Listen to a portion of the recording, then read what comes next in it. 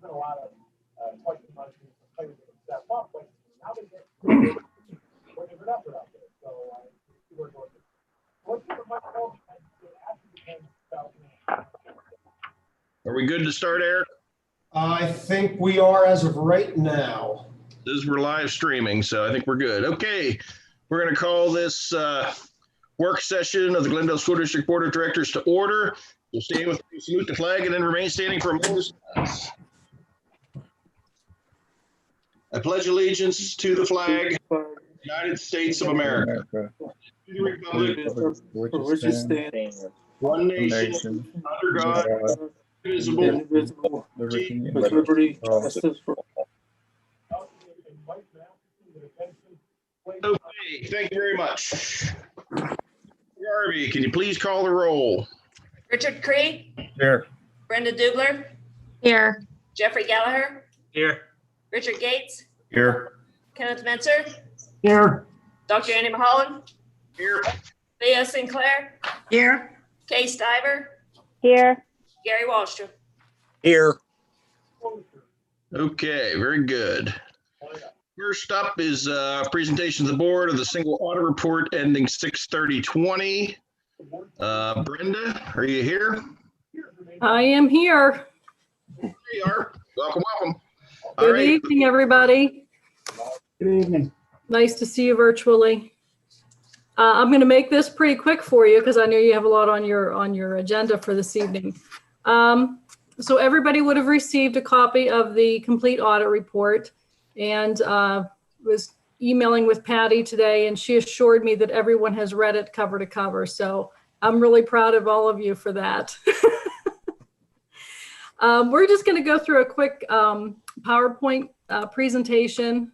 Let's see. Eric, are you sharing my PowerPoint? I am going to right now. Okay.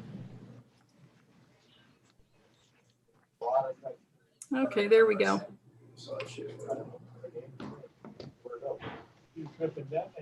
Everybody see it? Yes. Yes. Okay, so, so next slide, Eric. Okay, so we had an unmodified or clean opinion on the financial statements. And we also had an unmodified or clean opinion on the report on compliance and controls over financial reporting. There was no single audit required for fiscal year 20 or fiscal year 2019 because the federal expenditures were under $750,000. Just want to make a note there, as you can see, for fiscal year 2021, most likely going to have a single audit with all the COVID CARES money coming through to the school districts. Your federal expenditures will more than likely, I'm sure, be over $750,000. Okay, next slide. I do this comparison every year. It's the comparison of the general fund revenues to budget in the prior years. There's more information on this, on the changes, and more detail than what we put in the actual audit report. But in the first few pages, it's pages 5 through 13 of that big packet of the audit report, is a management's discussion and analysis. So we help Jeff prepare that. We get, we update the numbers, budget, current year, prior year. And it talks about all the changes that occurred, what changes from budget, what changes from the prior year. And as you would expect from last year to this year, there's some COVID related changes, but not as many as we anticipate there being in fiscal year 2021.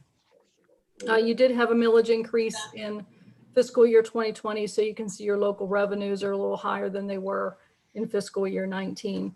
And on the state side, there were some increases in the basic ed, and every year the retirement subsidy goes up as that retirement expense goes up. So again, on pages 5 to 13 of that MD&A, it's a good place to look. If you don't want to read the entire audit report, that's a good summary to read to kind of get a snapshot. Okay, next slide. So same slide, same information, just comparing the expenditures for those time periods as well as to budget. And again, pages 5 to 13 will also cover this information as well. Nothing really out of the ordinary here. I mean, you can see that support was down this year, and the bulk of that is as a result of not having the student activities for the entire year. There were decreases in plant and maintenance. But because you were still paying everyone through the pandemic, your instruction costs had their regular increases. There was more equipment purchased, with CARES money. So, really not a whole lot of significant impact from CARES or from the COVID pandemic this fiscal year 2020. Okay, next slide. Now here is where you will see some changes as a result of COVID, with that revenue number for the food service fund or the cafeteria being down substantially from last year. So that's a big change this year that you'll see. And with the hybrid learning and all of that going on in fiscal year 2021, it'll be interesting to see how that plays out. I know the government, is doing the free meals for kids through June 30, 2021. So if you can get the participation, you can help increase those revenues. So we'll see what that looks like. Okay, the next slide. As the board, we're required to communicate certain things to you because you're in charge of governance. So our planning, scope, and timing of the audit, we do via our engagement letter. We're required to tell you if there were any difficulties encountered during the audit. And ironically, no, there weren't any despite COVID. We were able to get in, get out. We did some things remotely, but for the most part, we were on site and no issues. We had some immaterial adjustments that we made, and we had no material uncorrected misstatements. So that was all good news. So, the result of that is no findings. We had no disagreements with management. We obtained a multi-page representation from management. Both the superintendent and the business manager signed this letter saying that, they've shared with us everything that they're aware of. There's no fraud, there's no control issues. We get that. There was no consultation with other accountants. And as I mentioned earlier, we had no audit findings or other issues. So there was no separate letter to management, nothing. Everything at Glendale is running very smoothly. I'm very happy with that. Next slide. And a couple things just to bring up, new pronouncements coming forth. This first one would have been implemented in fiscal year 2020 had the pandemic not occurred. They delayed some things. So GASB activities, and that is your scholarship fund and your student activity funds. So first on the student activity funds, basically right now we have one financial statement on those. It's just a balance sheet. It shows the cash and then the amount that's due to the students, and those two things match. For fiscal year 2021, there'll be that balance sheet, but there's also going to be basically a profit and loss statement. So it's going to show the revenues and expenses for the activity funds. So that's something new and different. The scholarship funds is a little bigger deal because you do have that large Niedermeyer scholarship that's actually going to move out of scholarships, out of fiduciary activities and onto your general fund. So it's going to show in fund balance, but that fund balance is going to be restricted. So that's a big change. And it's because the district itself manages that scholarship and it's not done by a separate nonprofit. That's why it would have to move on to the general fund. So that's just a big heads up for you guys because you do have that large scholarship, and I want to make you aware of that. Fiscal year 2022, so we have some time. This won't affect your financial statements that present your fund balance, but rather the other set of financial statements that are done that make you look like a business. So this is related to leases. So just as we have your loans and your bond issues, those things on the books, now we'll have leases on the books. So most likely these are copier leases. So those things will be put on the books, again, not to affect your fund balance, but for the other set of financial statements that are prepared. So that is the end of my presentation. I want to thank the district staff for all the support that they gave us, especially this year during the pandemic. It was quite an interesting year. Are there any questions?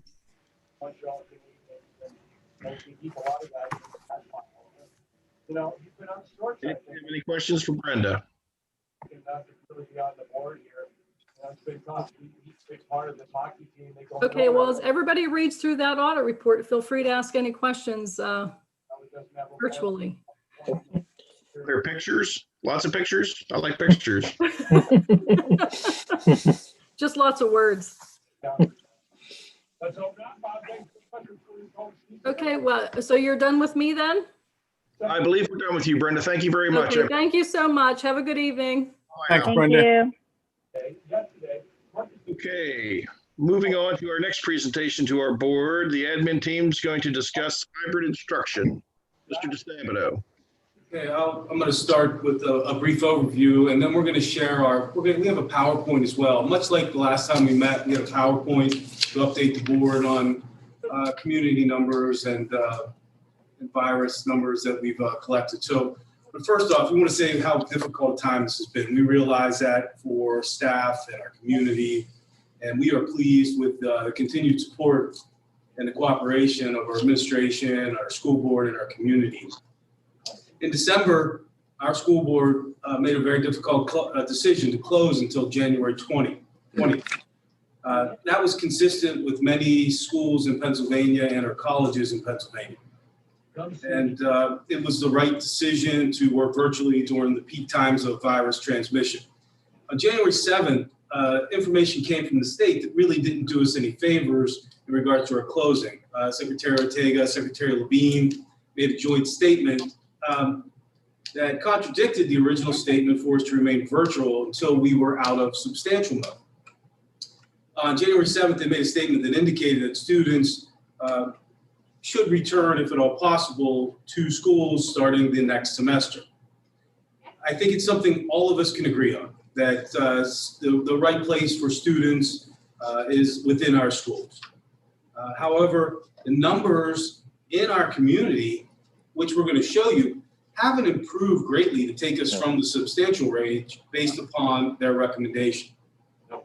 We are all aware a number of schools within our region are currently full face-to-face or trying face-to-face instruction. It's difficult to provide actual information and numbers on a daily basis because these are changing daily based upon recommendations from the state and Department of Education and Department of Health. Last week, I'm familiar with 4 schools in Blair County that opened up their doors last week to full face-to-face and virtual education, have already needed to close because of cases within their buildings. Local Blair County schools, there's no consistent need or request from families and community members. We've got schools in Blair County asking for full instruction. We've got other school districts that their community base are asking for hybrid models. So there's not a consensus across the board. There's a wide range of feelings on this very serious matter from all of us. All of us long for a full, safe return to school in which our students are once again in the halls of our buildings. We are concerned. Many of our students need this return as our school staff provide for many of the needs of our students.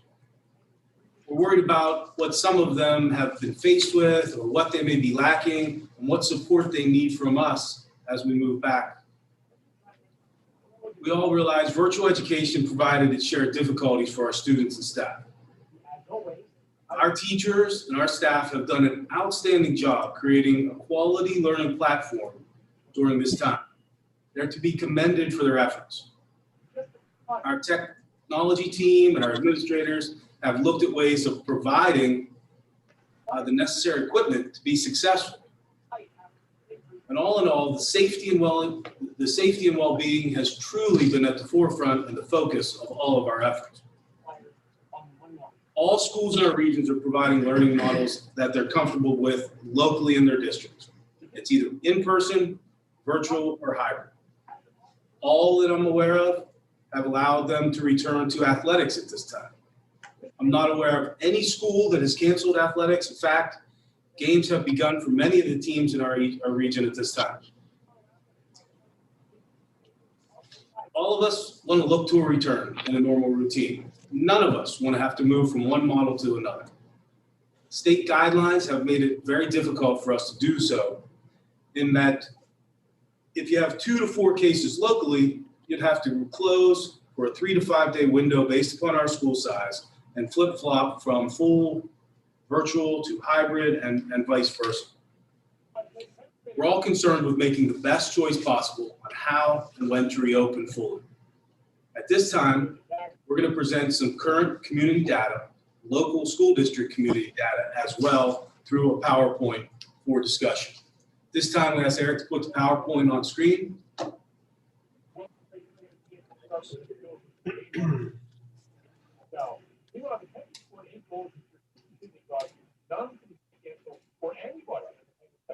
At this time, I'm going to turn over the presentation to Georgette Selecki, our school nurse, for a few of the first slides on data within our community.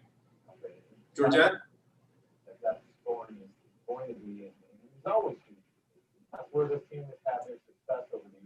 Okay, might help if I unmute. Thanks, Mr. DeSabato. Good evening, everybody. So just some current data. This data is for our school community. That includes the immediate areas surrounding the district. It shows that as of now, we are still in substantial. However, this website was updated today, and currently the PCR positivity rate is, I believe it's 38.10%. So it has come down some. Next slide, please. And again, it's kind of hard to see, but it will give you the positivity rate. Okay, Eric, something just happened and I lost it. Still showing on our side? Okay, it says, do you want to allow this app to make changes to your device? Java runtime environment. I would see assume no, you but guys at all. that sounds like something with your computer. What do I do? Say no? Yeah, you could say no. Okay, there you are. Sorry about that. Okay, so it's broken down into zip code. And again, it shows you the positivity rate for that zip code. Again, still substantial. Next slide, Eric. Okay, this one, again, you're going to see this is the same that we had shown last time on our different positivity rates. If you look under Cambria, when we first closed, we were at 3.9%, and then we went up, and now we're coming down. We're at 8.9%, and our incident rate is doing the same. It's coming down. We're not there yet, but it is going in the right direction, and the same for both Clearfield and Blair counties. Next one, Eric. Okay. Please disregard this. I updated it and we were unable to get the information in before Eric had it uploaded. So what I'm going to tell you is that over the past 14 days, our staff, we have had 4 staff members in quarantine. They have all returned and there have been no problems with them. Nobody developed COVID from the quarantine. Over those past 14 days, we've had 5 who were COVID positive. Those were our staff members. They are all returning now, so we're good to go. We don't have anybody in quarantine or COVID positive for staff at this moment. As far as students, we have 5 who are actively in quarantine, and we have 6 that have active COVID. From the time that we closed, I'm going to back up a little bit. So from the time that we closed in November through New Year's, January 1st, we had 61 elementary families who reported COVID at home. And the way I know that is because we sent out a survey. I had my data right when we closed, and then the survey that we completed, the elementary students completed it. It was sent home to the parents, filled it out, and it was turned back in. So we know that 61 of our families had COVID in their home. Those were the families that were being honest. Those were the families that reported to us. I don't have information on the junior high school, but the families that did report had siblings in the higher school. I think that's about all that I can give you for our current numbers. What I do want to let you know, though, is we have students who are COVID positive right now, or families who are in quarantine who really aren't clear on when to return. Not everybody is talking to the Department of Health. I believe they have, for certain age groups, they have a like a text message that comes through. So they're not always clear on when to come back. I had 2 families tell me they were planning to send their kids back on Wednesday. I had to stop them and tell them, no, the kids actually have to stay out a little bit longer than that. So that's always going to be a balancing game of who's coming in and when. And it's just a matter of communicating with families and keeping the lines of communication open. Next slide. I think that's it for me. Yeah, that's it for me. I think this one's mine, and it's just letters that we receive from the state continue to tell us that we are in the substantial range and that we should follow the recommendations of the state when you're in substantial range. Now, there's a wide variety of choices now that we're in substantial, not the first level of shutdown and remaining virtual, giving us the opportunity, especially for elementary level students, to have hybrid learning take place in our community. Next, please. What they're telling us now is that, and this chart came out in their most recent recommendation, that if you're in a substantial model and your incident rates or your PCR rates are elevated, that you should use one of the recommendations on the right side of the chart. So we are in substantial. They're telling us to look at blended learning model for elementary or full remote learning or full remote learning in any way, shape, or form for both buildings. So based upon our positivity rates at 8.9 and 13.6%, they want us to get down to 5% and bring those numbers down, and we're getting there. But they're giving us the opportunity, if we see this decline, to make recommendations to get back into a blended learning hybrid model within our school district.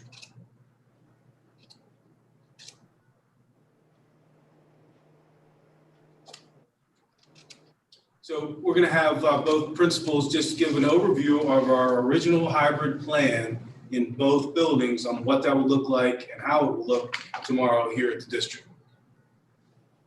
Okay, so for elementary school, we call this the 50-50 plan, and this, excuse me, was the one that we had presented back in August when we still had a lot of unknown factors. But this is definitely something that is doable. This is what we have planned for this week, for these next 3 days, and that gives the board a chance to run through all of the options. So under this 50-50 hybrid plan, all of kindergarten, all of first grade, all of second grade comes every day.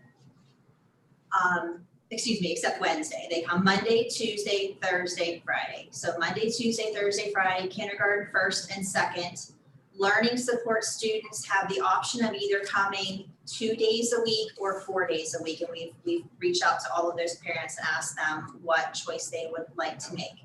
Students in grades 3 through 6 then are divided into 2 groups, and those 2 groups are fairly equal. We have our group A kids and our group B kids. Mr. Stacy and I worked together to make sure that students in the same family, in the same household, would be in the same group so that they would be coming to school on the same days. We entertained lots of requests to do some switching, and we were happy to do that to make that work for parents with those groups. So again, students in A group would come on Mondays and Tuesdays. Students in the B group would come on Thursdays and Fridays. The students who are working from home while the other group is here for face-to-face would be working remotely. And that would include live sessions and as well as work for them to do. Wednesdays would be Cyber Day, much like what we've been doing in the past.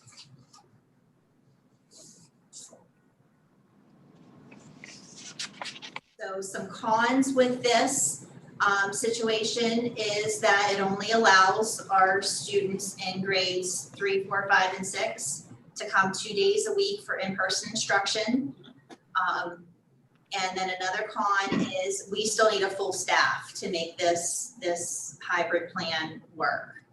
So when we get to the other plan, I'll kind of compare the two back and forth, but this is doable and this is certainly an option on the table. All right, the high school plan looks very much the same.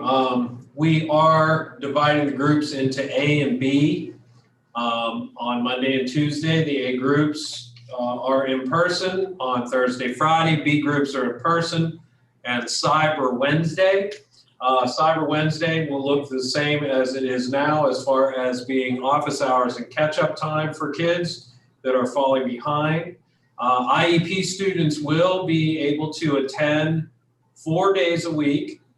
They have the choice if they want to go to 2, they can. And we've been getting lots of requests to do either 1, either 4 or 2. The life skills students will be attending all 5 days, all day. We also have the added kind of logistical thing of getting our CTC kids, because they are also in a hybrid model, except their hybrid model goes A Monday, B Tuesday, A Wednesday, B Thursday, which has had us to be creative as far as some busing things and some arrangements there. But again, this is the original plan that was talked about at the beginning. We do still offer kids that want to remain in full-time Google Classroom. They can log in on all 4 days and then use the office hours. And then, of course, B students will log in remotely on A days, and A students will log in remotely on B days. Next slide, please. The plan that both were just addressed by Mr. Stacy and Ms. Batcher were the approved plans in our original continuity of education plan, which was approved by the board, that ever indicated if and when we had to go into hybrid, we would use that plan. We had floated and have had ongoing discussions about an 80-20 plan, hybrid plan. It is not approved by the board. It's just something we were considering about giving more kids the opportunity for in-person instruction in the elementary level, consistent with the recommendations of the State Department of Health and Department of Education. So we're just going to give a brief overview of that plan. It's not what we are using at this time. What we will be opening with will be the 50-50 hybrid plan approved by the board, but a brief introduction of this plan. So this 80-20 plan for elementary serves a couple different purposes and is another option on the table. So the benefits of this plan, it does look unusual when you first look at it, but the benefits of this plan is it allows students in all of kindergarten, all of first grade to come all 5 days of the week instead of 4 days out of the week. And then all other grade levels, 2nd, 3rd, 4, 5, and 6, it gives them 4 days of instruction every week rather than just 2. So, and what this does for us, not only does it help students to be here in person more days out of the week, but it also helps with our second biggest concern. First biggest concern, of course, is everyone's health and safety. Second biggest concern is staffing. I know you've probably, I feel like the little girl who cried wolf over the years for us talking about how we don't have many subs. So that situation has gone from not good to, I don't think desperate is too strong of a word to use. We literally have 3 part-time subs in the elementary, and the high school I know is about similar in that respect. So those part-time subs, I can't even say that they're available all 5 days of the week. So that makes me a little nervous how I'm going to cover classes, because in the past, if we were short on subs, we could split classes. There were a bunch of other things that we could do. Yeah, we do have some other staff. We have our title teachers, we have special ed teachers, but given the fact that these students have been working virtually for, the last 9 weeks, and given last spring, our kids are going to need our title and our special ed services more now than ever. So I can use those teachers if absolutely necessary, but that's not the best thing for kids. So this was created looking at other schools and how other schools have dealt with a staffing issue. So for example, let's take Monday. If we would go this route, on Mondays, 6th grade would work from home. That would be their win day, what I need day. Teachers would pre-assign maybe a book to read, maybe some activities to complete, but that would free up my 6th grade teachers then to fill in for any other grade levels that I'm short a teacher for. If I'm not short any teachers that day, that gives them time to deal with just their cyber students, because we have learned, in the course of all of this, it is extremely demanding on teachers to be teaching face-to-face and virtual simultaneously. And that takes its toll over time. So I want to make sure that we're giving those teachers plan time. What I can also do on those days, again, looking just at Monday for 6th grade, since kindergarten and 1st grade doesn't have a day of plan time, I could give them like an hour each day, because on Monday, 6th grade could go down and cover kindergarten teachers for an hour. On Tuesday, 5th grade could go and cover kindergarten and 1st grade teachers for an hour, so on and so forth. So those teachers are still getting that extra time that they need to talk to do Zooms, to do all the things that they need to do to keep their cyber students engaged and connected to our school district. So that all takes time, and uploading and grading and all of that through Google Classroom. So just another option.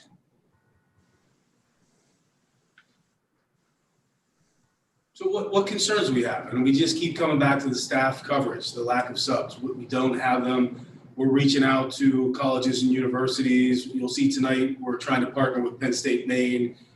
We're having other conversations with other universities locally about pre-student teachers, getting people who are close to certified in our building to help with this process. So we're being creative. And we're also concerned we don't want to move back and forth. We want to have some consistency in instruction if at all possible. We understand the difficulty between opening fully and then to virtual and then to hybrid. So we're concerned with switching and back and forth between those. The state now has put guidelines in on what we have to do. So we're going to open up in a hybrid model tomorrow. And their recommendation is small school under 500 is that if you're in the substantial mode in your community, that if you have 2 to 4 cases in your school, that's teachers, staff, students, you contact the Department of Health, and then if you have 2 to 4, they will consult with you and you'll have to close for a period of 3 to 7 days. So we're looking at both our buildings as 2 separate buildings of 500 or less, and we'll communicate with the Department of Health on how we proceed in those particular situations. We signed that attestation form that we're going to do everything we possibly can. They've changed it from 6 feet. You do have to wear masks within the building. They're telling you maximum extent possible within your classroom settings, within the hall is the verbiage that they're using. And so we really looked at some things. We were successful for the first semester. We were out for 45 days, and we looked at cafeteria changes and lines for the cafeteria, extending and spreading out, using another space for feeding lunches in the high school. All things we're trying to make sure we're doing everything we can to the maximum extent possible to keep students and staff safe within our buildings, along with the other things that we've done in our continuity of education plan throughout the first 9 weeks. Next slide, please. So our recommendation is tonight, we want to quickly talk about, Georgette Selecki has done a great job reaching out to local medical personnel, and we are very close to being able to provide the vaccination to our employees here at the district. Georgette, you want to give a quick overview for me, please, on the status of that? You're muted.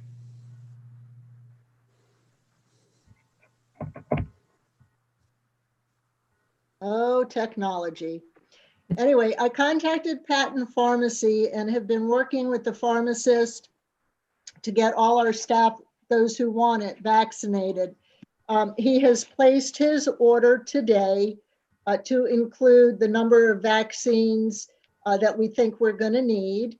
And he said as soon as they come in, he is going to start vaccinating the teachers in the area. So he expects that last time he ordered it, he said they arrived in 2 days. So he's hopeful that we should have it by the end of the week or early next week. The initial plan was to have staff go down there. However, he's now talking about seeing if he can get somebody up into our building to do it, here with us, which would be great. So that's where we stand on the immunizations. Hopefully they can start Friday. I was able to get 2 of our life skills teachers, 2 who wanted the vaccine. I got them in under the first group because they are considered clinical school staff. So we got those 2 done and they're on their way. So hopefully many more will follow very soon. That's where we are. So what our recommendations are to the board tonight. Our recommendation is to allow the elementary and the junior senior high. We're opening tomorrow in a 50-50 split. Would like to continue that for this week. Would like to have a conversation with the board on your thoughts on the 80-20 hybrid mode plan, on the benefits to us and the likelihood of being able to transition to something like that in the future. We're recommending to allow high school sports and practices to begin immediately tomorrow in the hybrid mode, using all PIAA, PD, and Department of Health and Safety guidelines and regulations. And I'm asking the board for a meeting in a period of time, 2 weeks or out, to discuss how we're doing with these hybrid models and to discuss progressing in another capacity and if needed, if the numbers would allow us to. Also tonight, we're going to ask you to make a recommendation to authorize the administration to transition when we need to the virtual mode. If we have to close for 3 to so many days based upon our numbers in either the elementary or the junior senior high. We'll need to follow those recommendations because we did sign that attestation document sent out by PD. I know that's a lot. If there are questions that you'd like to have at this time, we'll be happy to answer. Ed, I have a question. So the guidelines, the phase guidelines changed very recently here in Pennsylvania. The federal guidelines changed last week, and I got online today to see if Pennsylvania had updated them, and they had. So phase 1A is what we're in currently. Phase 1A did not include people over 65 and did not include people under 65 with immunocompromising positions previously. Now they have been moved up from like 1C to 1A. Teachers are still in 1B as far as I can see. So I'm not sure how we're getting our teachers immunized when that doesn't appear to be authorized by the Department of Health at this point. No, it'll be based upon when they transition to 1B, Doc. We have all the paperwork and everything except, but we still have to transition to 1B. That is correct. Okay, that wasn't made clear to me. Okay. Yeah, Doc, how do I say this? Yes, you are correct. He feels confident that he is able to give it to the educators as soon as his doses come in. Right. I don't think he can say that unless the phase changes. I haven't been giving any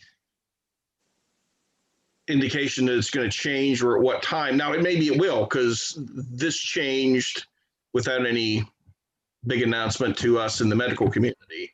So, And I think that's what he's thinking. Sure.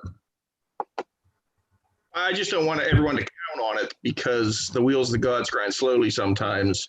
So I don't know when they're going to flip into phase. I'll be honest with you.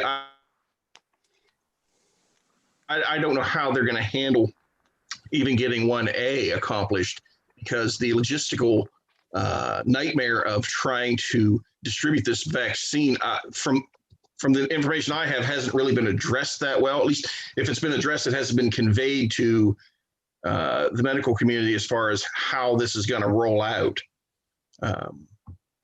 So I'll just be curious to see what happens. I very much hope that we can get everybody vaccinated as soon as possible, but I just want everyone to understand that that can't happen until we do hit 1B. I would like to ask Doc, what is your recommendation for going off virtual and coming back into the classroom? Well, I'm going to save mine for the end. I'm going to ask everybody else to give their 2 cents on where they stand, and I'll save mine for the end. Because I think you're the one that has the expertise in this, and we don't. This is true. I mean, honestly, I'd like to see them back as much as possible. I see a couple of issues here. There's staffing issues, and we are still in a pretty significant or substantial, however they want to call it, pandemic here. So I certainly want to see us move into some sort of a hybrid. It's a tough choice. Either one is better than all virtual, certainly. My concerns are, we don't have the vaccines in the teachers yet, so that's an issue. The children themselves aren't at huge risk. I don't know of any pediatric cases, none that I'm aware of locally anyways. I am aware of 40 in their 40s hospitalized with COVID. There's not a lot of them, but it happens. Certainly any of our teachers that are immunocompromised from medication or from some illness they may have also puts them at pretty high risk. So as much as I'd really like to be at the 80-20 model, I'm probably leaning towards the 50-50, at least for maybe a couple weeks. I would feel better if I knew that we were going to be able to immunize the teachers within the next week or two, for sure. But Ed's got a good point in that if we do this and we get some cases rolling in, we're going to go all virtual, and nobody wants to be there, but that's where we're going to be. So at this point, I'm leaning towards the 50-50 hybrid, and that's the original hybrid that we had discussed earlier, and approved. And then moving that at some point to the 80-20 model. And my concern at that point would be when do we do that? I think probably no sooner than a couple of weeks. Perhaps we may have to reconvene in a couple of weeks to look at this again. We could do another virtual meeting like this in 2 weeks to kind of reassess the situation. Is kind of what I'd like to do, because I do want to get everybody back as time as we can, as soon as we can. I would feel a lot better about the whole thing if I knew the teachers at least had the first round of a vaccine in them. And we could kind of see what we do seem to be on the downward trend. But 2 weeks from now, hopefully we'd be in a lot better situation. So that's kind of where I'm at this point. But I would I don't want to taint everybody else's opinion. I'd really like to hear what everybody else has to say as well. There is a huge component of social issues that go with this, and I'm not unaware of that. I hear about it from a lot of my staff members with their own children struggling with virtual learning. So there's argument to be had on both sides. So I'm certainly willing to sit back and listen to what everybody has to say tonight before we make a final decision. So I'd like you to make one more comment. Do you feel confident in having the sports start back up again? I haven't thought a whole lot about that at the moment.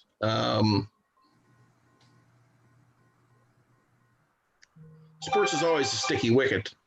Yeah, I know. I'm just. That always is. So where I would step back for a second. Right now we're not doing anything, correct, Ed? We're not in any sports at the moment. Is that correct? That is correct. Tomorrow would be the first practice, and Mr. Matchok is on here with us tonight, and he can answer questions. As far as I'm concerned, and I know, there is no district that has restricted athletics in our area. They've allowed them to practice. In fact, some, a couple weeks back, let them begin their practices so they could begin games. We practice tomorrow. We have to have 10 practices before we compete in our first game, which is the first week of February. February 1st is our first game. So in order to play that game February 1st, we do have to allow them to practice tomorrow to get their 10 practices in. Okay. I mean, my thoughts are this. Like I said, my concern isn't that the kids are going to get COVID. My concern is more of staff getting COVID. So I don't have a big issue with them going back. If we were all virtual as we have been, then absolutely not. But if we're going back 50-50, I think I would be in favor of allowing them to start practicing. If we would go back to full virtual, I would say no again. But I think we have to take into consideration, these kids, a lot of these kids the last years. I don't think the risk is atrocious. I think we could go back to that. But again, we need to look at all this again in a couple of weeks, I think, and see where we're at. So that's all I have to say about that. I have one more comment. It seems like substitutes is a big issue. I was wondering if we can't take some of our stimulus money that's coming and advertise for temporary full-time subs. And I think, with benefits, I think we might get some applications. Now, all that money is going to double the board salaries. So. Oh, okay. We are using some of that money, and we have subs. We're just scheduling them to be here as many days as we possibly can. We're not even waiting to tell them to wait and try to pick to come in for someone who puts an absence on ASAP. We've reached out to our teachers, our subs, and finding out when they're available, and we're just telling them, plan on being here that day. We will post you accordingly. So. Okay. But do you think we could get some more subs on that list if we'd make this a full-time, and use some of that money for that? Because we got to get more subs.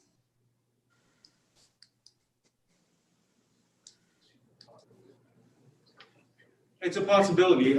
We can look into that. The numbers that they're sharing locally in districts is sub shortage is difficult in many districts. And when we're reaching out to colleges and universities, they're telling us the number of people going into education is certainly down from years past. So there's not as many candidates coming out. That's why we're reaching out to Penn State for student teachers, and that's the situation we're in. But we'll certainly do everything we can to recruit new substitutes to get them here in any way we can. And just for anybody watching out there, please be aware board members aren't paid any salary at all. So doubling that. There may be, didn't get my joke there. So anyways, Ed, do you have anything you want to add in, or Matchak, do you want to add anything in here before I go round robin with everybody to see what their thoughts are here?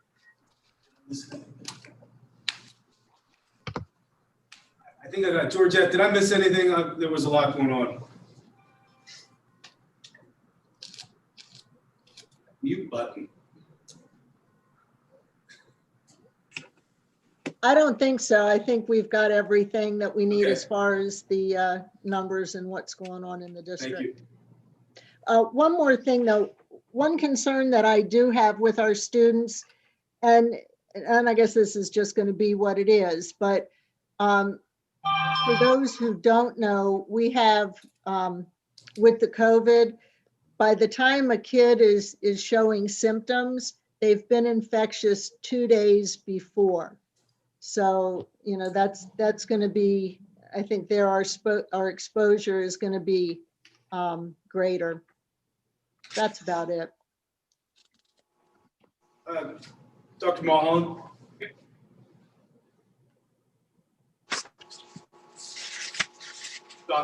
I just want to make an announcement. It seems like we do have a number of people that are joining us tonight on our YouTube channel. And I just want to reiterate that if you want to make a comment in the public comment section, on the link there's a comments@gsd1.org, and there's a phone number that we will answer. We'll take the phone call from people, take their name and number, and call them back if they're willing, if they want to reach out to us. So that is on the website, and Mr. Frank will post that slide up here in a short time with the email address and the phone number for anyone wishing to make a comment. Thank you. Okay. Mr. Matchawk, do you want to throw in anything for the good of the order on athletics? Your thoughts before we go around? Do you want me to do the presentation that you guys have in your packet, or what do you want me to do? It's on attendance. Pardon me? What was that, Ed? It's just a breakdown of attendance for games, and he's just going to do a quick overview if we have athletics, number of people in the. Okay, yeah, go ahead, John. Okay, you should have, I put in there, so someone have a question? We're going to put the slide up, Mr. Matchup. Oh, okay.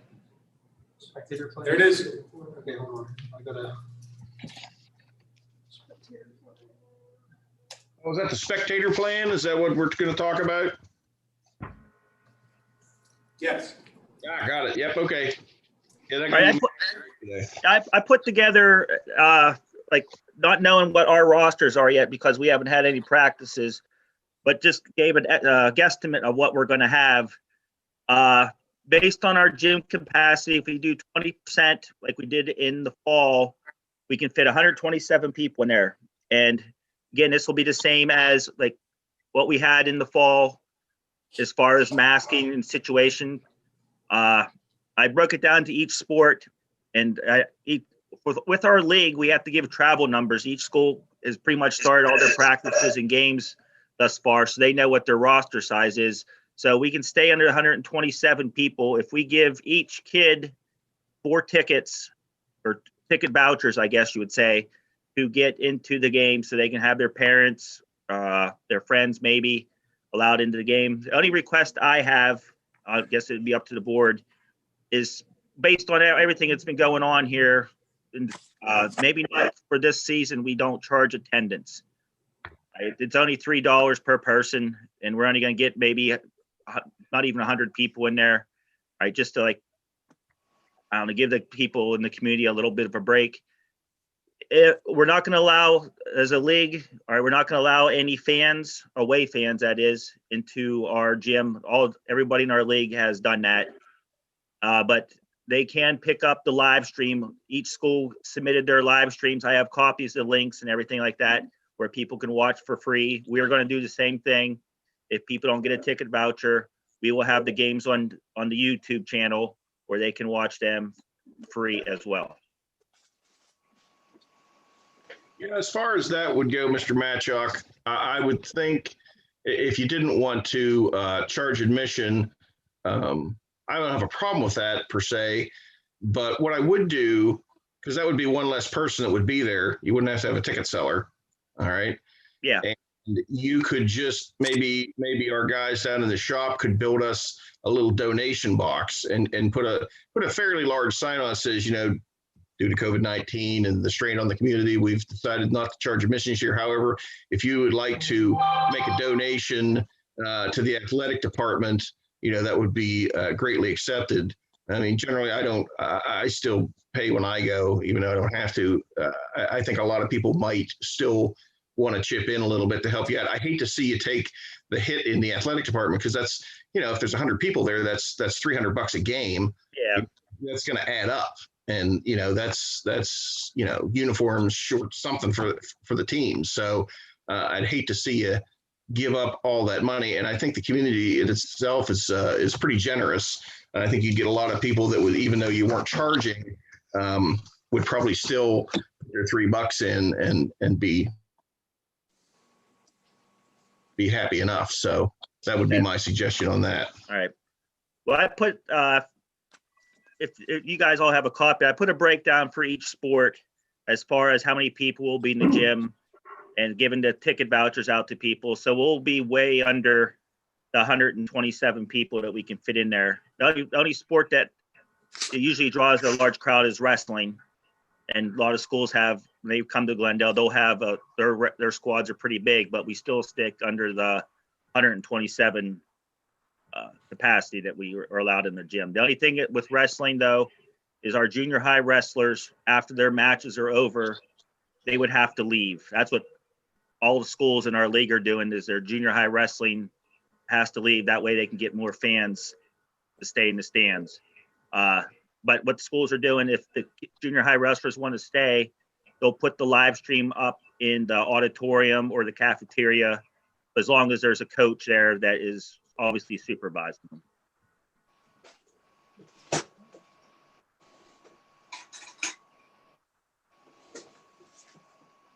And as far as, not on this chart, but in your packet, you should have, I went over, we had a Zoom meeting with all the coaches last week, and we went over all the protocols and things that they have to do with the kids as far as taking temperatures before practice, asking them a series of questions concerning the virus, everything like that we've been covered. So I think all the coaches are ready to go, and I know the kids are ready to go.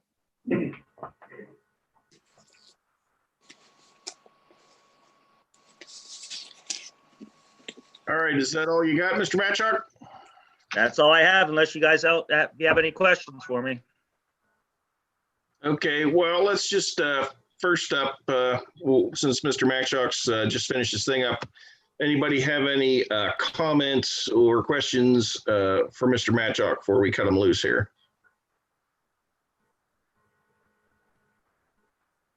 Okay, hearing none, very good. Okay, so let's just go around the room here and talk to each board member, and let me get your 2 cents on the opening up. We hybrid 80-20, hybrid 50-50, all virtual. So the way my screen's rolling along here, Mrs. Dubler is up in the first row. Doc, could I just interrupt? Sure. Could I interrupt? Yeah, I would just like to have one more comment settled for me. On this here, like if this 80-20 plan, all right, what if instead, if we're short on subs, why couldn't we have the teacher next door live stream with on the smart board to there and just have the aide set in there and monitor that? So we've talked about that, and that's possible, but those aides all have a job to do now. And most of the time they are assisting special ed students. So yes, we can do that if we absolutely need to. And we likely will be doing some of that, but that wouldn't be my first choice because again, those special ed students are going to need that personal time, that small group one-on-one time that they get from those instructional aides. So yeah, you're absolutely right. That is one possibility, and that will be a likely thing to happen. But again, there's a cost to doing that. Thank you.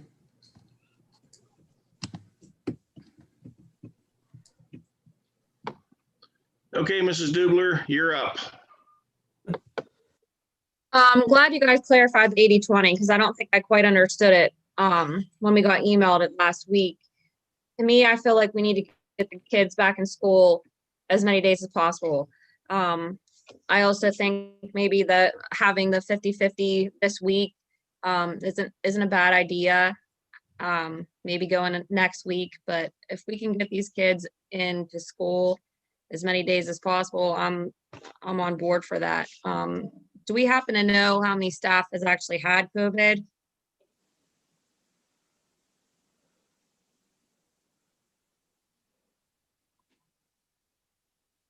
Georgette, do you have that information? Yeah, it's 15. Okay. And Currently, nobody's out. Is that correct? Everybody's. what if the staff does not want the vaccine? Then what? Attorney Willett? That's a good choice.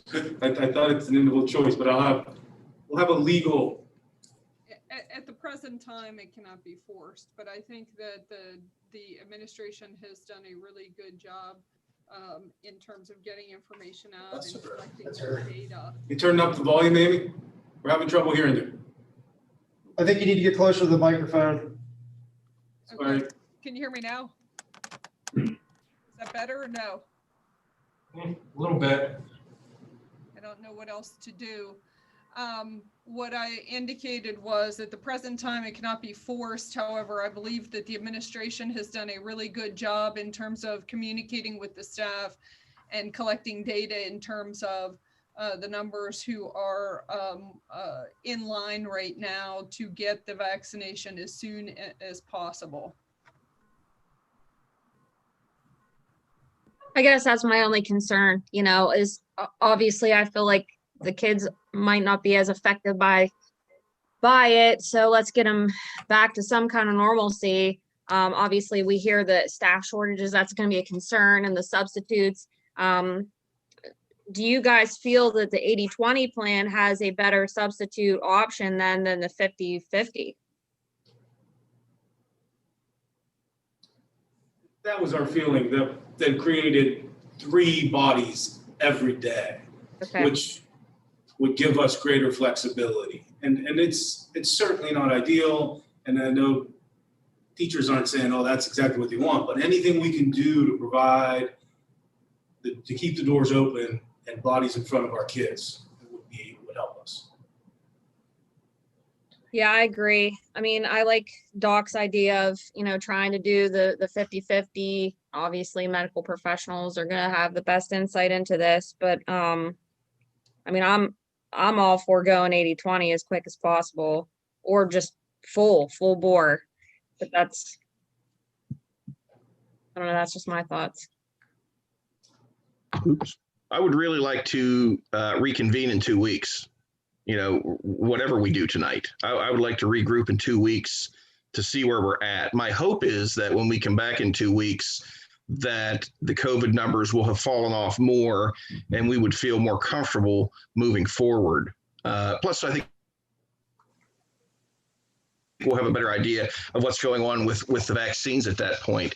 Well, I think we need to let our staff and our teachers also know that right now, if you're under 65, if you're between 16 and 65, and you have a chronic medical condition like diabetes, anything that is immunocompromising, you're on any kind of medications, rheumatoid arthritis medicines for psoriasis, there's all kinds of things out there. They do lump into 1A. So there's probably a number of our teachers that could actually get the vaccines right away. So I think you need to, if you're working with the pharmacist up at Patent Pharmacy, he's a really good guy, and perhaps you will be able to get some people up to him before we change phases. And I would definitely recommend that they do that. So. We have done that at this time. We have a handful of employees that we've been able to get up there for the vaccination already.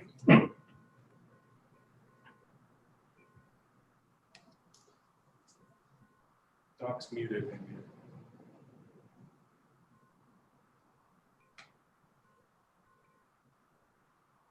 Andy, I think you're muted. Yes, It's muted. Thank you. Sorry about that. Next up would be Rick Gates. You're next on my agenda, sir. It's like Hollywood Squares here. No jokes thrown. I am definitely in favor of the 50-50 for both. I would absolutely prefer doing the 80-20 for the grade school. I think it's imperative we get those young kids in as soon as possible. I think they're sacrificing and feeling the effects of this the most. In reference to the vaccinations, I don't know if you, Dr. Mahalan, or Georgette could contact Huntington Hospital. I don't know if it's an absolute must that you've got to be in 1B. And the reason I'm bringing that up, as of today, Greer Schools had almost 60 staff members vaccinated by Huntington Hospital. I know my wife's scheduled this week. Also talking to a therapist that my son goes to for music therapy. She had mentioned to me about getting it, that you could get on the schedule in Blair County. The Blair County is considered a disserviced county. I'm not sure what she meant by that, but she said it's very easy to get on the list in Blair County and get inoculated or vaccinated right away. So maybe we could check on that, but and see how they're doing that at Huntington Hospital for that. Yeah, and Rick, I know that Bedford School District just had their employees done on Monday. And that was through a collaboration. I believe it was with the hospital down in Bedford, but I can't think of the name of it right offhand. So the teachers are being done, whether it's because they have extra supply and they've gone through their staff and community with 1A, I don't know, but I do know the teachers are getting it through some areas. I'll certainly look into that. I don't really understand how that's happening. Yeah. This system that the Department of Health has rolled out just seems very disjointed to me. They're not very forthcoming with information, and I don't know if they're just, for lack of a better term, going rogue in Huntington and just saying, we're giving it to whomever, which may be the case. And I don't know that there's really any repercussions for going rogue. I don't know. But it's, I keep hearing my patients are constantly calling, we heard Nason Hospital just got 400 doses and they're going to be giving them out to everybody. And when we contact them, they're like, no, we got a bunch, but it's all, it's 1As only at this point. So there's a lot of talk out there. And when I check some of it out, it doesn't pan out. Everyone said Thompson's Pharmacy has all these and they're giving them to everybody. No, Thompson's playing by the rules like everybody else is. At least they were last week. So, but I'm going to look into it. I'll check with my contacts in Huntington and see how maybe there's a way to skirt that. Maybe they're just to get a little better feel for it. I don't like the way this has been rolled out at all, but I got zip control over that. So we're kind of getting what we get. Yeah, I understand. But like I said, they have every staff member at Greer scheduled for vaccinations. Yeah. So if they're truly doing that, then there's either a workaround or they're just doing it. And I wouldn't doubt that they're doing it. Andy, just to kind of chime in here, I went to Huntington today and got my vaccination. Several teachers in front of me identified as teachers. I don't know, they could have been learning support or whatever, but they identified as teachers and they were getting vaccinated when I was there. My understanding when I spoke to an individual who was in charge of vaccinations, and it was connected to Tyrone, Huntington, Clearfield, those groups. My understanding from them, because I'm on a COVID vaccination committee, when I contacted them to see if they could vaccinate my staff through my company, because they classify as 1A, I was informed they would most definitely, vaccinate our 1As. They also asked, or they also identified and told me that a lot of the staff that are 1A, or a lot of the people that were 1A, were not coming forward for the vaccination. So every week when they put in their numbers to get their vaccinations, the way they explained it to me is that when they get to the point in their communities where they don't have 1As identified, they are able to start to vaccinate 1Bs. And So because they get so many vaccinations, they must start to, they don't want to lose those vaccinations. They want to start using them, right? So they told me that is how they're continuing to vaccinate 1As as they present. And they also told me that they're starting to work on 1Bs in their communities. And I think what teachers fall into that category. So I wasn't really surprised. The room was pretty, the ones that were at the clinic, they're doing the clinic today and tomorrow in Huntington. You had to have a slot. You are invited to participate in that. And then what they were doing is, there were a lot of people that were, 65 and older. There were all kinds of different groups there presenting. But I heard different ones, seeing a lot were 1A, but there were some 1Bs, and I would say that was the teachers, because that was what I saw. And it sounds to me too, and I don't know this is accurate or not accurate, but Huntington, when they were identifying that they needed vaccination, I think they believe they would be vaccinating the prison system in Huntington, and that their number was higher. Like they were slated to receive more vaccine, and now so that number they're kind of sharing, Tyrone, Huntington, trying to just get the communities vaccinated. That's what I understood. But they are following the 1A protocol, like you stated. Okay. Well, thanks for the info, Kay. I'll try to get a hold of somebody tomorrow and see what. I'm still curious if there must be some workaround to this somehow, but if we can get our teachers immunized in any way, shape, or form, that would be great. So I'll look into it, and I'll try to get some information to Ed to get distributed out to the board when I find out anything. Okay, so Theo, you're next up on the agenda. Okay, I came in here thinking I definitely would have gone with the 80-20 plan, but I do not like the way the subs are picked. So I can't go with that plan. And until I hear how the teachers and staff feel about coming in, I think that we should slide into it for 2 weeks, no more than 2 weeks, and reevaluate it. And I would go with the 50-50. Okay, thanks, Theo. Hey, you're up next. So 2 questions. Just want to verify one more thing. Mr. DeSabato, the 80-20 is not on the table you're stating at this point for the high school. That's the elementary. That is correct. No matter what we do, the 50-50 would have to stay in the high school K. We don't have that flexibility with schedules in the high school for the 80-20. And okay. Really, we're opening 50-50 tomorrow. It would be tough to transition. So I like the idea of a week to 2 weeks, get back together and see if we can move towards the 80-20. I would, hearing all the input so far, that would be the best case scenario. Yeah, I think tomorrow, the rest of the week, I think that we should, we most definitely want to get to that hybrid model.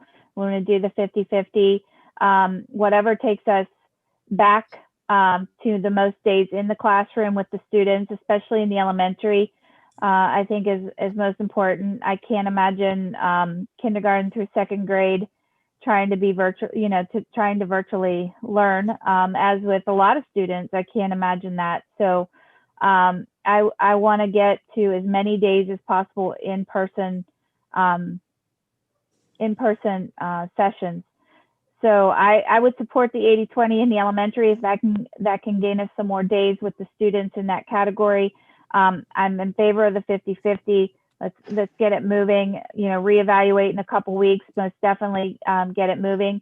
And then I'm okay with the sports moving along. I also, though, have been hearing from parents and others, and we want to keep in mind it's not just all the sports. There's a lot of groups that would like to start to come up with ways to be performing as well. So you have your performance side, and they're losing their seasons as well.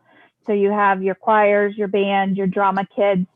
So I want to see if there's ways that we can incorporate some additional things for them. Trying to figure out ways to get their spring concert in, trying to figure out ways if there's maybe it's when the weather gets warmer and we have to have a stadium concert outside so that we can get those kids that opportunity to perform. There's also choir masks that maybe we can figure out a way if there's any kind of funding that could be used on choir masks so that the kids can be performing. I don't know, they kind of look like a little beak. I've seen one, they're about $30 or $40 a piece. I've seen those. I don't know if you can find them any less expensive than that, but I know that they exist, and they are using them in the college realm for performances so that the kids can perform. So I think we need to look at not just all the sports. I know sports is important. All of it's important. So just want to make sure that's clear. Just so you know, Mr. Dovo came to me with a bunch of band-related PPE, and as we have gotten grant money, some of that has already been ordered. Band masks. They have a little slit down the front for a mouthpiece, and bell covers and things like that. So that has been thought about, and we are working on. I haven't seen the choir masks yet, but I'll definitely talk to Mr. Paterk about that. Yeah, they kind of have like a little bit of a wire frame, almost remind you of a cage in the front. They are cloth, and they are about $30 or $40 a piece.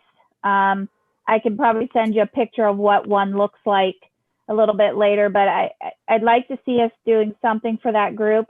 The PMEA, it sounds like they're doing virtual district band, so that the kids are auditioning online for their next steps in either district band or regional band. So I'm glad to see that happening. In fact, it sounds like we have a couple students who are progressing from district band into regional band. I think I heard Grace Kozak as one of the individuals in the first chair, Mallory Keith as a first chair.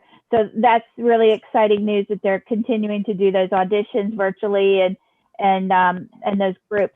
So anything that we can think of, even if it's small performances, virtually, I'm not sure how that works. I think there's some logistics as it relates to whether they can all sing at the same time on the virtuals. I know that, but maybe there's ways that we can piece that together, or if you need to schedule the spring concert a little later into May, the May timeframe, so that we can, make sure that happens for the students, even if it needs to be outside on the the side up on the football field or something, whatever we need to do. I know Mr. Chucko might not, or Mr. Chilcote may not like that on the football field. I'm not sure, but we'll figure it out. That's all. Thanks. It's okay. Okay, Mr. Menser, you are up next in the hit parade, sir.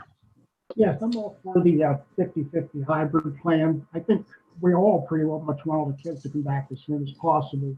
But I'm all for the 50-50 hybrid plan. And then again, in 2 weeks, reconvene and just go from there and see where we are. And hopefully, within a couple of weeks, we get the teachers vaccinated. I mean, that's the most important thing, along with getting the kids back to school, is getting vaccinations out at the shots.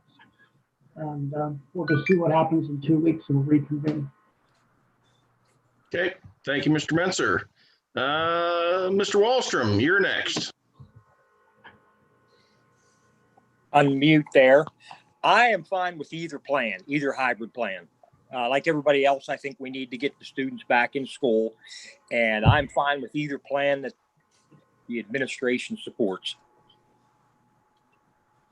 That's it. Okay, thank you, sir. Mr. Gallagher, you're up next, sir. All right, I've just been jotting some stuff down here. I've been going either way now for probably the past at least week, if not 2 weeks.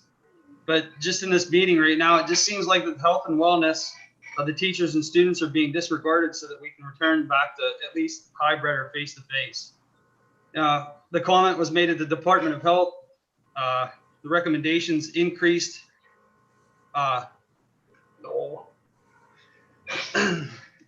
far you have to be. They want you to be as far away as humanly possible. but we're turning around, we want to turn around and try to put all these kids back in here. I'd like to turn around and see it go back to at least 50-50. I'm not in agreement with 80-20. I'd also like to hear from the teachers and the teachers union and see what their thoughts are. And I don't know if we can turn around and do it. Do we have to go through Patton Pharmacy to turn around and get our vaccines? Is there something you think there would be somewhere closer, something more available? I don't think we have to go through anybody in particular, but I think that's probably the closest pharmacy that you're going to get that's going to want to that can work with us on this. I don't know of any other local pharmacies in the district that are giving vaccines. You cut out there, but yeah, I know. But like Rick said, that Greer turned around and went to Huntington Hospital. Don't we have can't we do Cambria or not Cambria, Conemaugh Health Systems or something like that? Well, Conemaugh quite a trip. Altoona Hospital or UPMC would be the closest, and then perhaps Miners would be closer to going to Johnstown. Again, as far as UPMC goes, we're not giving any out into the 1B category yet that I'm aware of. Now, my last update from them was last week. So I haven't, it's my first day back, it's my first day back. I had to think about that. So I don't know what's going on this week, but to my knowledge, we're not giving any vaccines out to any 1Bs. So I don't know anything about Miners Hospital and what their situation is at all. Yeah, I did reach out to Miners, and you just get a recording to leave a message. I couldn't get through to any human. Patton Pharmacy has been the one who's been really willing to work with us and who have earmarked the doses on their next shipment for us. So, I'm just kind of going with them. We could go to Glendale Medical. They, however, I don't know if they'll have any. If our office has none. Yeah, so they just ran out. They finished their last doses, I think, on Monday or Tuesday at Glendale Medical, and they're not 100% sure when they're going to get their other doses in. They haven't even ordered. But Patton Pharmacy ordered today. So that's why I directed everybody in the direction of Patton. And he said as soon as he gets them and as soon as he can, he'll take care of us. So that was my recommendation. But I mean, you can go anywhere to get them that has it. Nobody's tied into going to Patton for sure. Yeah, correct. I mean, any individual person can go wherever they want and get their vaccine wherever it would be made available to them. And I'll try to get some more information on Huntington to see what's going on down there. If people want to go there, we don't have a contract with Patton Pharmacy or anything. He's just been kind enough to save us some of his allotment that he's getting for our teachers. So I don't think it's a bad thing. I don't know that anybody else is going to get to us any quicker. So whenever we're doing this on there, like I said, I'm in favor of the 50-50 hybrid plan. Back to whenever Ed said about power, they'd like the power for the admin team to turn around and go virtual. Is that only to go virtual, or is that to turn around and go back and forth? No, it would be based upon the guidelines if we had cases. If we had cases between 2 and 5, based upon the Department of Health and PD recommendations, that we would work with the Department of Health, would tell them our situation. They would tell us then in turn how many days we had to be closed. So I'd have to authorize that the building be closed and go to virtual for anywhere from 3 to 7 days based upon their input. Yeah, so what my question was then, whenever if we authorize the power, it would only be to go virtual. It wouldn't be to turn around and go to from the 50-50 to the 80-20 unless we had a meeting and voted on it. That's correct. Yeah. No, just. All right. And my last question was, in this 50-50 hybrid thing, do we get to vote on the sports or is that a different subject? We can put it to a formal vote if you'd like to move forward with sports. I've got no issue doing that. We can do that separately from the decision to as to what model we're going to use for hybrid. Okay. One thing you mentioned, Jeff, and maybe I misunderstood you. You said that the recommendation has changed from 6 feet to, as far as, I don't know how they put it, reasonably possible. I think you're taking that as it should be more than 6 feet. But in reality, I believe that was meant to accommodate people to get back into school, that it might be less than 6 feet, but it's as far away as you can get them, depending on your class size and whatnot, space them out as much as you possibly can. It doesn't have to be exactly 6 feet. Am I being correct on that, Ed? That is correct. They did change that because certain classrooms, you were unable to be 6 feet apart. So now the terminology they use, maximum extent feasible for cafeterias and classrooms to the best extent possible, yes. Yeah, and you seem to indicate that none of us were taking into account the health and welfare of the teachers, and maybe I misunderstood what you said, but I think that's very wrong that we're not taking that into account. So I just wanted to clarify that. I'm thinking of everyone's health and wellness here, and I believe I've said that. I believe that you are, but it just seems like, a month or so ago we were told how bad this was, and then within 2 weeks the department turned around and changed their mind, and they're trying to shove this down your throat. And right now in this board meeting, it doesn't seem like we're being told that it's either 50-50 or 80-20, and it just seems like to me like there isn't even an option for virtual learning. And until those teachers, at least the teachers, turn out and get vaccinated, I'm not going to get vaccinated. I don't want vaccinated, but they should have the option, or at least have that before they get sent into that environment. If they don't have that option, we're throwing them to the wolves. Well, I mean, I get thrown. And I think so does Brenda, and so does several other of us. I mean, I'm not crying about it, but this is my job. This is what I do, and there's a risk in getting in your car and driving to work as well.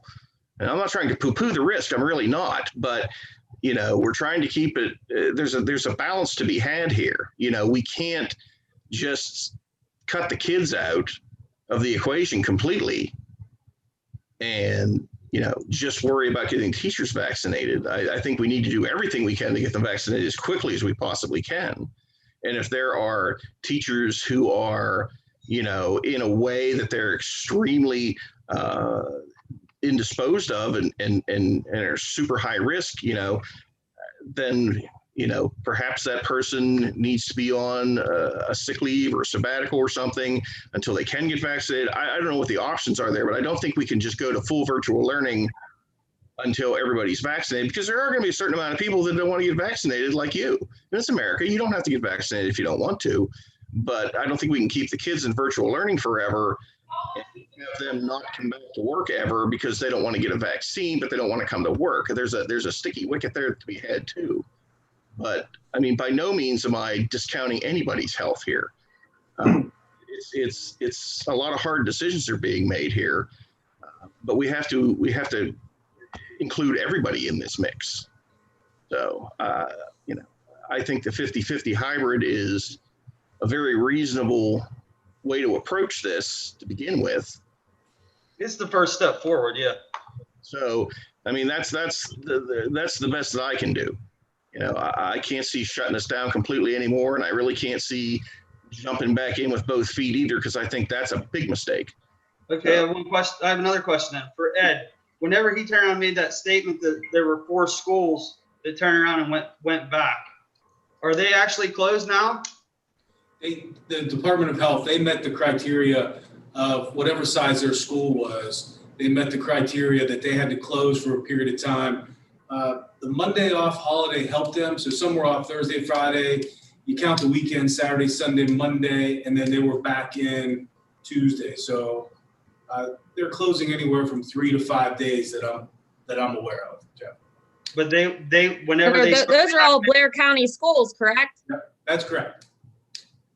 So we're talking about schools that are much larger in size than what ours is. If you compare local school districts, we've been the most virtual school in the Mo Valley area.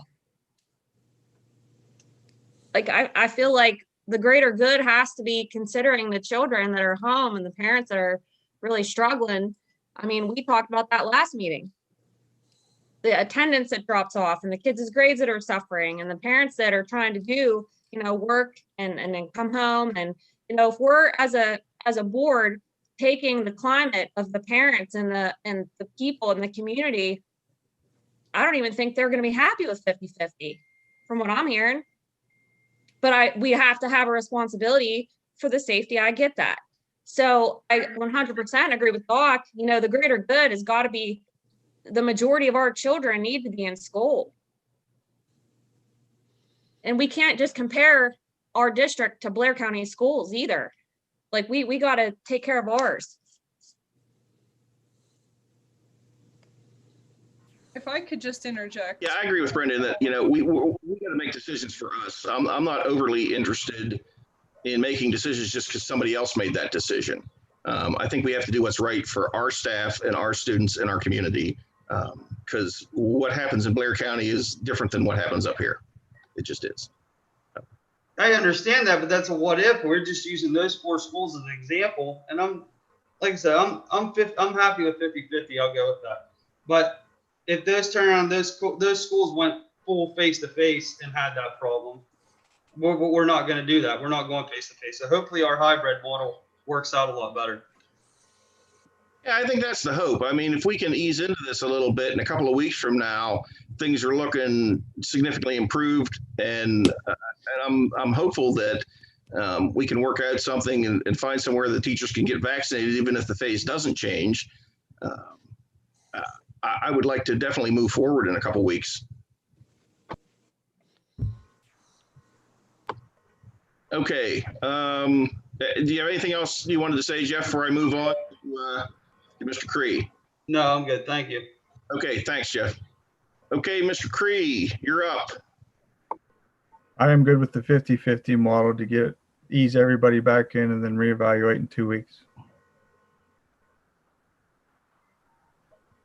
Okay, did I miss anybody? Because my things keep changing. I was going in an order here, but I think I got everybody. Doc? And yes, on the bottom. Attorney Willett tried to say something. I think we missed Attorney Willett. Okay, Attorney Willett. The only thing I wanted to note for the comments about the building closures in Blair County, those are related to a chart that the Department of Ed put out referring to the 14-day rolling day period. And what they're indicating is that if there are so many positive cases within a 14-day period, depending upon the size of the building and the whether or not the district is in low, moderate, or substantial, the Department of Ed put a guideline out as to the length of time the building should be temporarily closed for cleaning and to make sure that there's not more community spread. It's not an indefinite closure. The guidelines, as Mr. DeSabato indicated, often refer to a 3 to a 7 day window for closure for those purposes. But there is some flexibility in working with the Department of Health that it might be lower, less than 7 days for those temporary closures. So it's not as though, to the best of my knowledge, that the districts are opening and then closing down for an indefinite period of time. It's just to accommodate that 14-day rolling period for students and staff to roll off the positive caseload. Does that provide more explanation in terms of those closures? Yes. Yes. Thank you. Quick comment, Dr. Mulholland? Absolutely. My reason for bringing up the Greer School situation with Huntington Hospital was not to have us look somewhere else. I was just trying to show that there are people in the 1B category that are getting vaccinated without underlying conditions. I use Patent Pharmacy for my own pharmacy, and I think they're great to work with. And as Georgette stated, if he's getting a shipment and we can get people inoculated or vaccinated the first of the week, I say we run with it. Yeah, I didn't take it that way, actually, Rick. Well, what I'm thinking is, if Huntington's willing to give to people to 1B tomorrow, then we can tell people, hey, here's where you call. Perhaps you can get on the list there and get it before we can give it to you. It sounds like Patent Pharmacy is going to go by the phase rules. And if Huntington's not, I mean, Florida is made up their own rules, which each state does.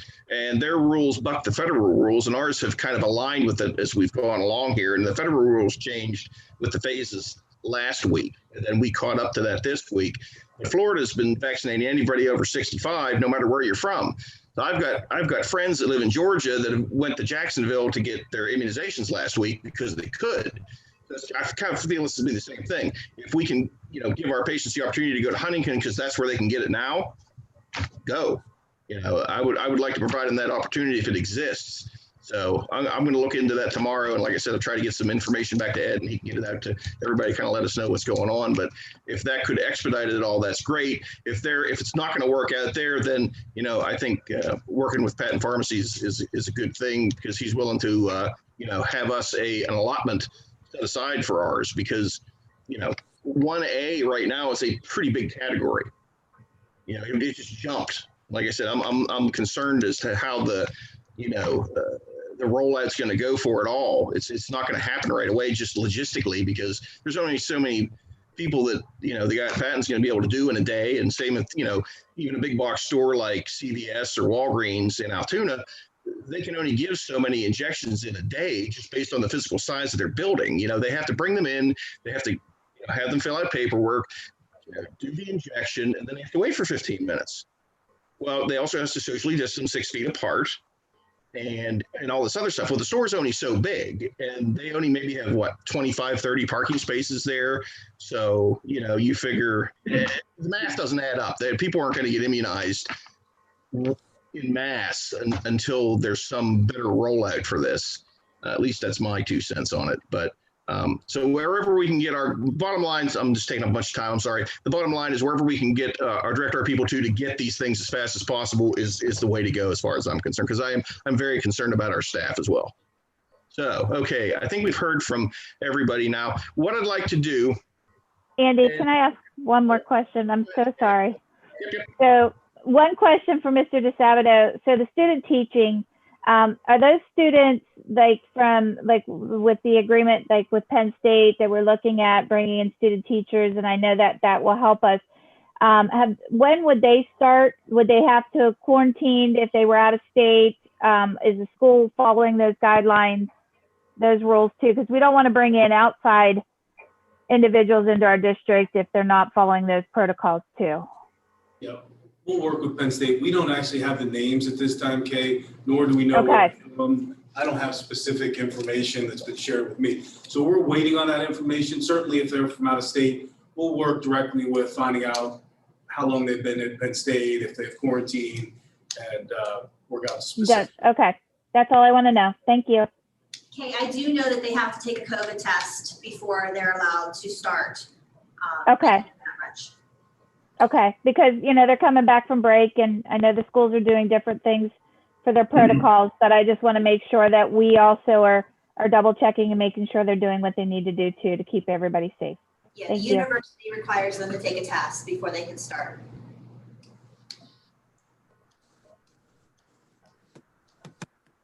Anybody else have any questions? What I'd like to do is, Mr. DeSabato or Eric, could you throw up the slides and just so everybody knows exactly what we're talking about? Show us what the 50-50 model looks like in the elementary school, because it is different, as I recall, in that K1 and 2 will actually be going all 4 days that we're in session, and then that Wednesday they will have off that day. And then the rest of them will be in the A group, B group. So just so everybody has it. That's not the one. Keep going back. Which one do you want? That one there. Okay, so here we go with the high school 50-50 plan. So it's pretty straightforward. It's the A group, the B group. I think that anybody have any questions on what this entails for the high school? Please speak now. Okay, so everybody understands the high school. Can you flip to the elementary school 50-50 plan? Because the elementary plan, kindergarten, first, second grade, and learning support. Wait, K1 and 2, I thought were 4 days a week. What's the learning support thing here? That sentence doesn't make sense to me. 4 days a week. Yeah, in 50-50. So all of kindergarten, all of first, all of second comes 4 days a week. Learning support students have the option. Okay. Because they're in the upper, some of them are going to be in the upper grades, they have the option of sticking with their group, or if they prefer, they would be here all 4 days a week. Okay, so learning support will have that, and if we go, can we flip back 1 second to the high school? Because I understood in the high school that IEP students with IEPs have the option of attending all 4 days if they desire. Life skills also have the ability to attend all 5 days as opposed to the 4 days. So I want to just make sure everybody's clear on that as well. Is that our more special needs students will actually, and our very young students will actually be here a lot more than the rest of them. So, okay, which is a good thing. Okay, so back to elementary one again, please. Okay, does anybody have any questions on the elementary 50-50 hybrid plan as it stands? Okay, hearing none, you can shut that down, please. So what we will do,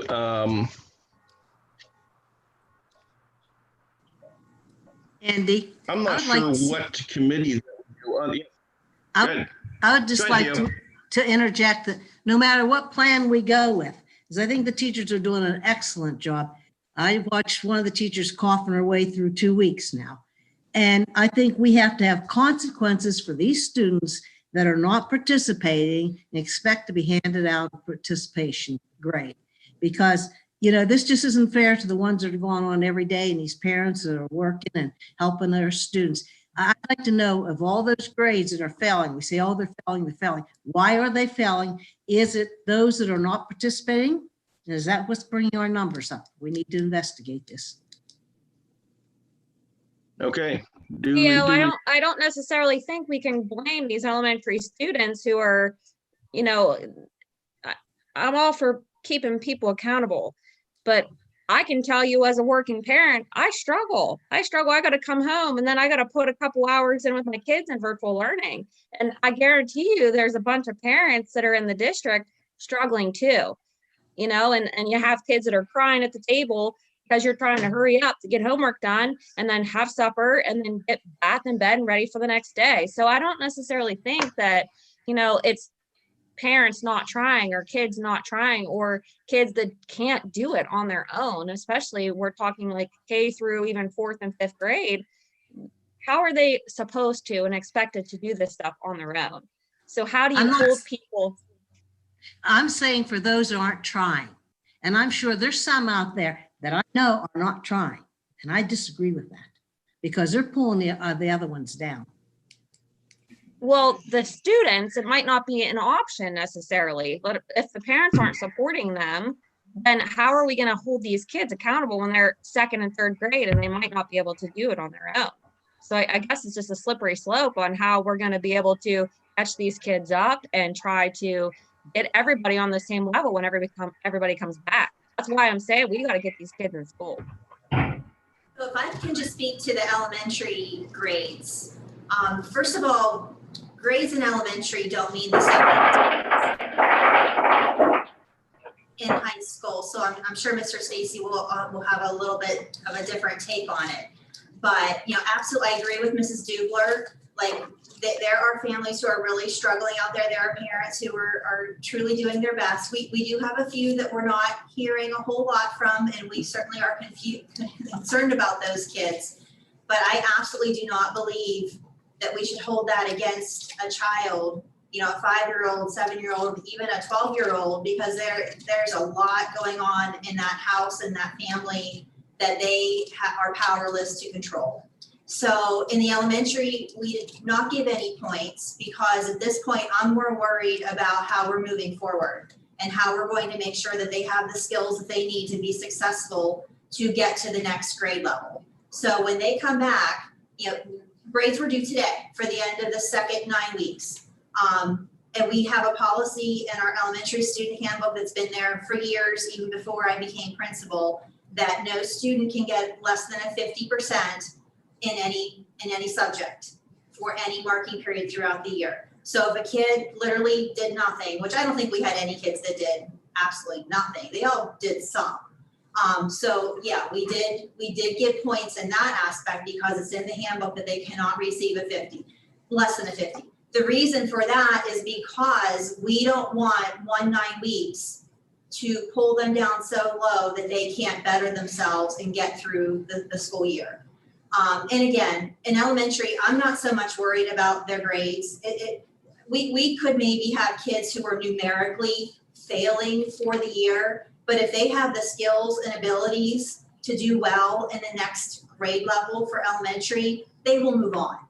So that's more what we're concerned about at this point. Where are they right now? And when they come back tomorrow, we will start that process. The title ladies are ready to start doing the Dibbles test and see where are our kids, what do they need at this point, and then we're really going to target in on those needs, because what we're looking at now is, yeah, there's been some deficits. Yeah, they haven't maybe all done 100% of their work while they've been virtual, but what do they need to be successful in the next grade level? And that's what we're going to spend the second half of the year focusing on. So then I guess I should address our grade, what we did with our grades. We have that rule for our first marking period that students can't get under 50%. We do not have that the rest of the way through. So we were running into a situation where we had kids that were in a situation that they weren't doing a whole lot, be it their fault or their parents' fault. But we felt like if we did not in some way help them, they could possibly come back to school with no hope of being able to pull themselves out of that. So then we have a student that could be a discipline problem, that really, I mean, we could have dropout problems. We could have kids and things that because they can't have any hope of getting out of it. And we felt like if we gave those kids that boost, at least those kids, some of them aren't passing even with the boost, but at least there's a light at the end of the tunnel and they have something to work for if they are struggling with learning in the virtual mode, or even struggling with focus. You know, I mean, kids they're not focused on what they're doing when they're in school. They are. We wanted them to at least have something to work for, and so that they weren't so far down that, oh, what's the point? You know, so that was the whole idea. Now, we did not want to just give it to those kids. We wanted it to be a little more fair, and that's why it was spread out across the spectrum for all the kids, benefiting, you know, in different ways depending on where they were. I know that some perceived it as being unfair to the kids that really were working hard, and that's unfortunate because, I mean, I feel like, you know, we are here because we care about these kids and we want to incentivize them all to work towards passing. And by putting them in such a deep hole, some of those kids, there's no incentive to strive for anything at all. So that was our thinking behind that, and that's why we added that grade stimulus that we call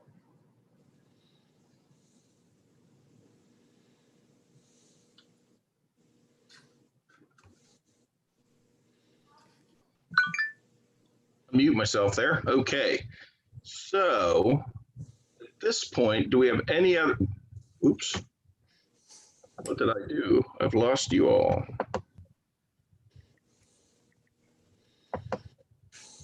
Am I still being, can you still hear me? I can see you and hear you.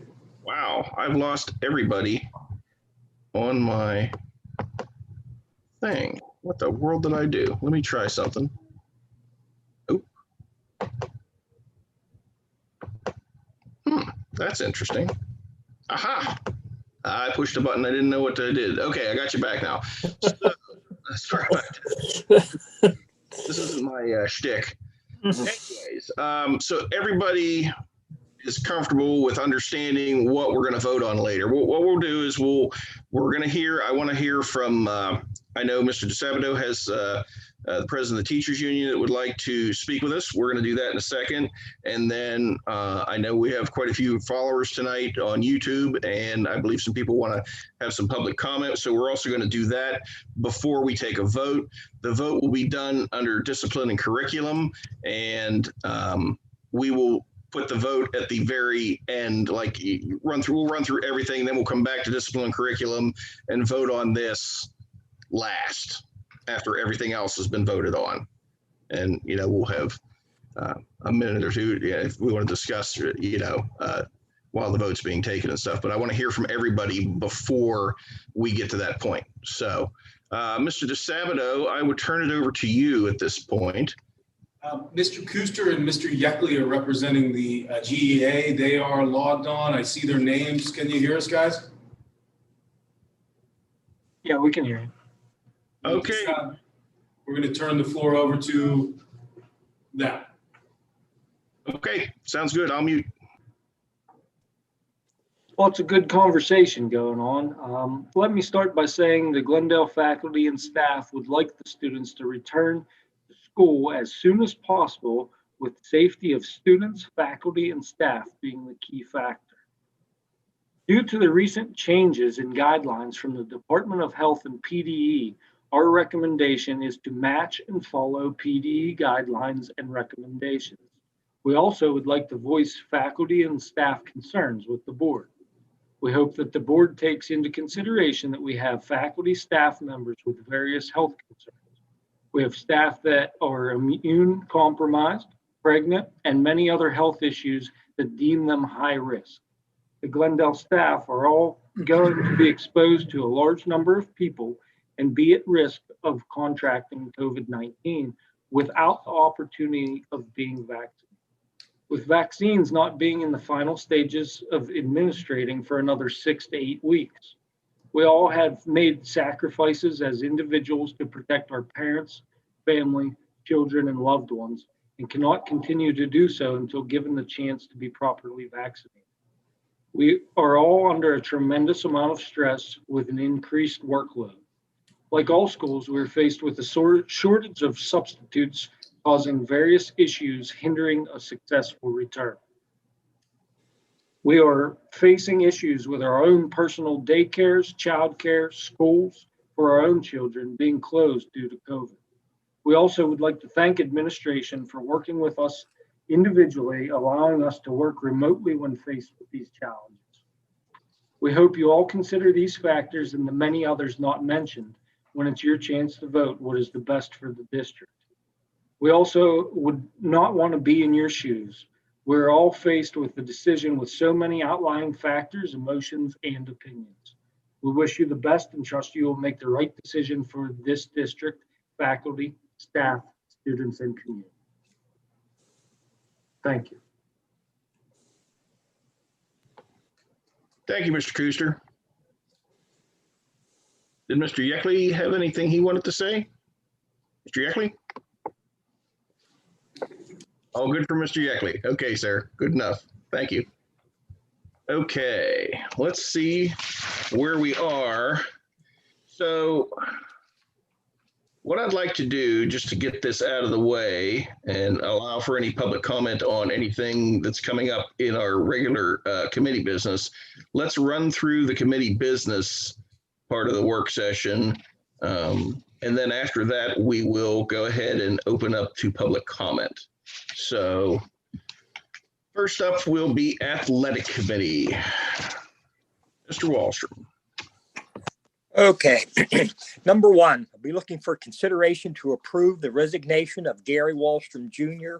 as assistant varsity football coach and to advertise the vacancy. Number two on the blue sheet, consideration to approve Jeffrey Best as an athletic volunteer with varsity softball. And that is all. Okay, anybody have any questions or comments in Athletic Committee business at this point?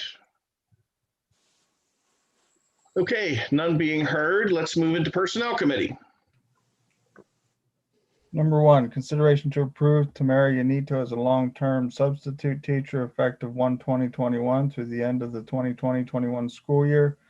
Number two, consideration to approve payment of unused vacation days at per diem rates to Ed DeSabu totaling $4,192.30 and Brian Stacy totaling $2,670.16 due to the COVID-19 pandemic as a one-time non-precedent setting payment. And additional items are number three, consideration to accept the resignation of Mark Yeckley as a professional staff member with a release date effective no later than March 15th, 2021. Number four, consideration to approve the advertisement for a secondary science teacher. That is all. Okay, anybody have any questions or comments in Personnel Committee business? Is it possible to take number two, that money out of our stimulus money that's coming? Since that's what it's over, you know, them not being able to take their days because of that. Currently, all the money that we have for currently received, we have used. I will be announcing later that there is another allotment of the ESSER's CARES funding. But until I read specifically, I don't think I can answer that deal. I wouldn't want to misappropriate the funding, but I'll look. Okay. Anybody else have any questions under personnel? Okay, none being heard. Let's move into Building and Grounds. Mr. Menser.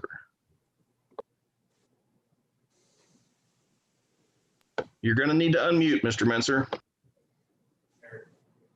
Can you do it? He's not muted. Oh, wait. Oh, yeah, I can ask him to unmute. Sorry, he has two screens up for some reason. Go ahead. We should be good. No.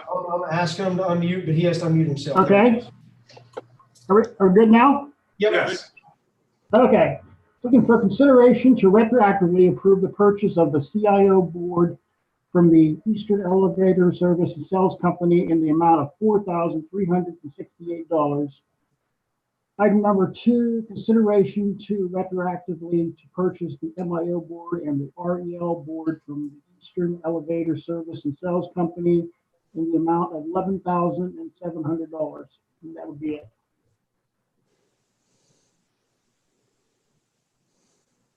Okay, if anybody have any questions or comments? Building and Grounds. Yes. Go ahead. So can we have a little, I guess, a little bit of an update as to how long has it been since we had any repairs to the elevator, any agreements? I mean, I'm just kind of curious. It's a lot of money. Well, our elevator's inspected every 3 months. We have a service contract with Eastern Elevator, and that is for both buildings. And actually, the high school elevator, it was put in 1995, and its operation's been flawless until now, and everything kind of went at once. So initially, the $4,300 board they thought was the problem until they come and installed that, and there was 2 other boards that were also bad.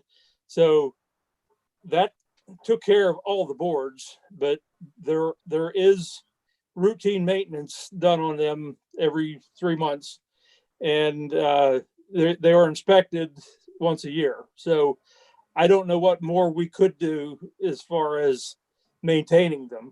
So that goes by the guidelines that of having an elevator, that it has to be inspected once a year.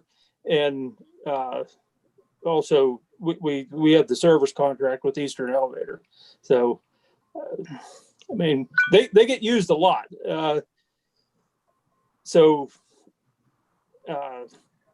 And it's expensive to repair them. So we've got away pretty scot-free for since 1995. So I guess it just all kind of came at once. That's what I was kind of curious about. How long it's been since we've had that kind of expense with them. Okay. Well, the elementary elevator is actually older. It's 43 years old, but it's still running fine. So our high school one is the newest one. It was put in 95, and we did a ADA compliant upgrade then with the restrooms and the elevator and a bunch of other stuff that we had to do back in 95 to be compliant with ADA. Okay, thanks, Charlie. Anybody else have any questions in building and grounds? I had a question for Charlie. Is it in service now? Are all those boards fixed now and it's in service? Yes, they came last week and they put everything in and it is running now. Yes. So we're good to go for tomorrow if anybody needs it. Both buildings. Do we get any new warranties with those boards, Charlie? Yes, we did have an option of having the old boards rebuilt. It took 6 to 8 weeks, and at the time we was kind of running against the gun. And there was a 90-day warranty with a rebuilt or refurbished board. With a new board, we do have a 1-year warranty with those. Thank you. Yeah. Okay, thanks much, Charlie. Anything else? Building and grounds. Last call. Okay, moving into discipline and curriculum. Item number 1, consideration to approve a request for a home education program for the remainder of the 2020-21 school year for an elementary student, UH. Item number 2 on the new sheet, consideration to approve a memorandum of agreement with the Pennsylvania State University for a cooperative pre-service field students and student teaching program effective 1/19/21 through 6/30/26. And item number 3 on the new sheet, consideration to approve the purchase of Chromebook licenses from CDWG of Chicago, Illinois in the amount of $10,965 through CoStars number 006-064. That is it.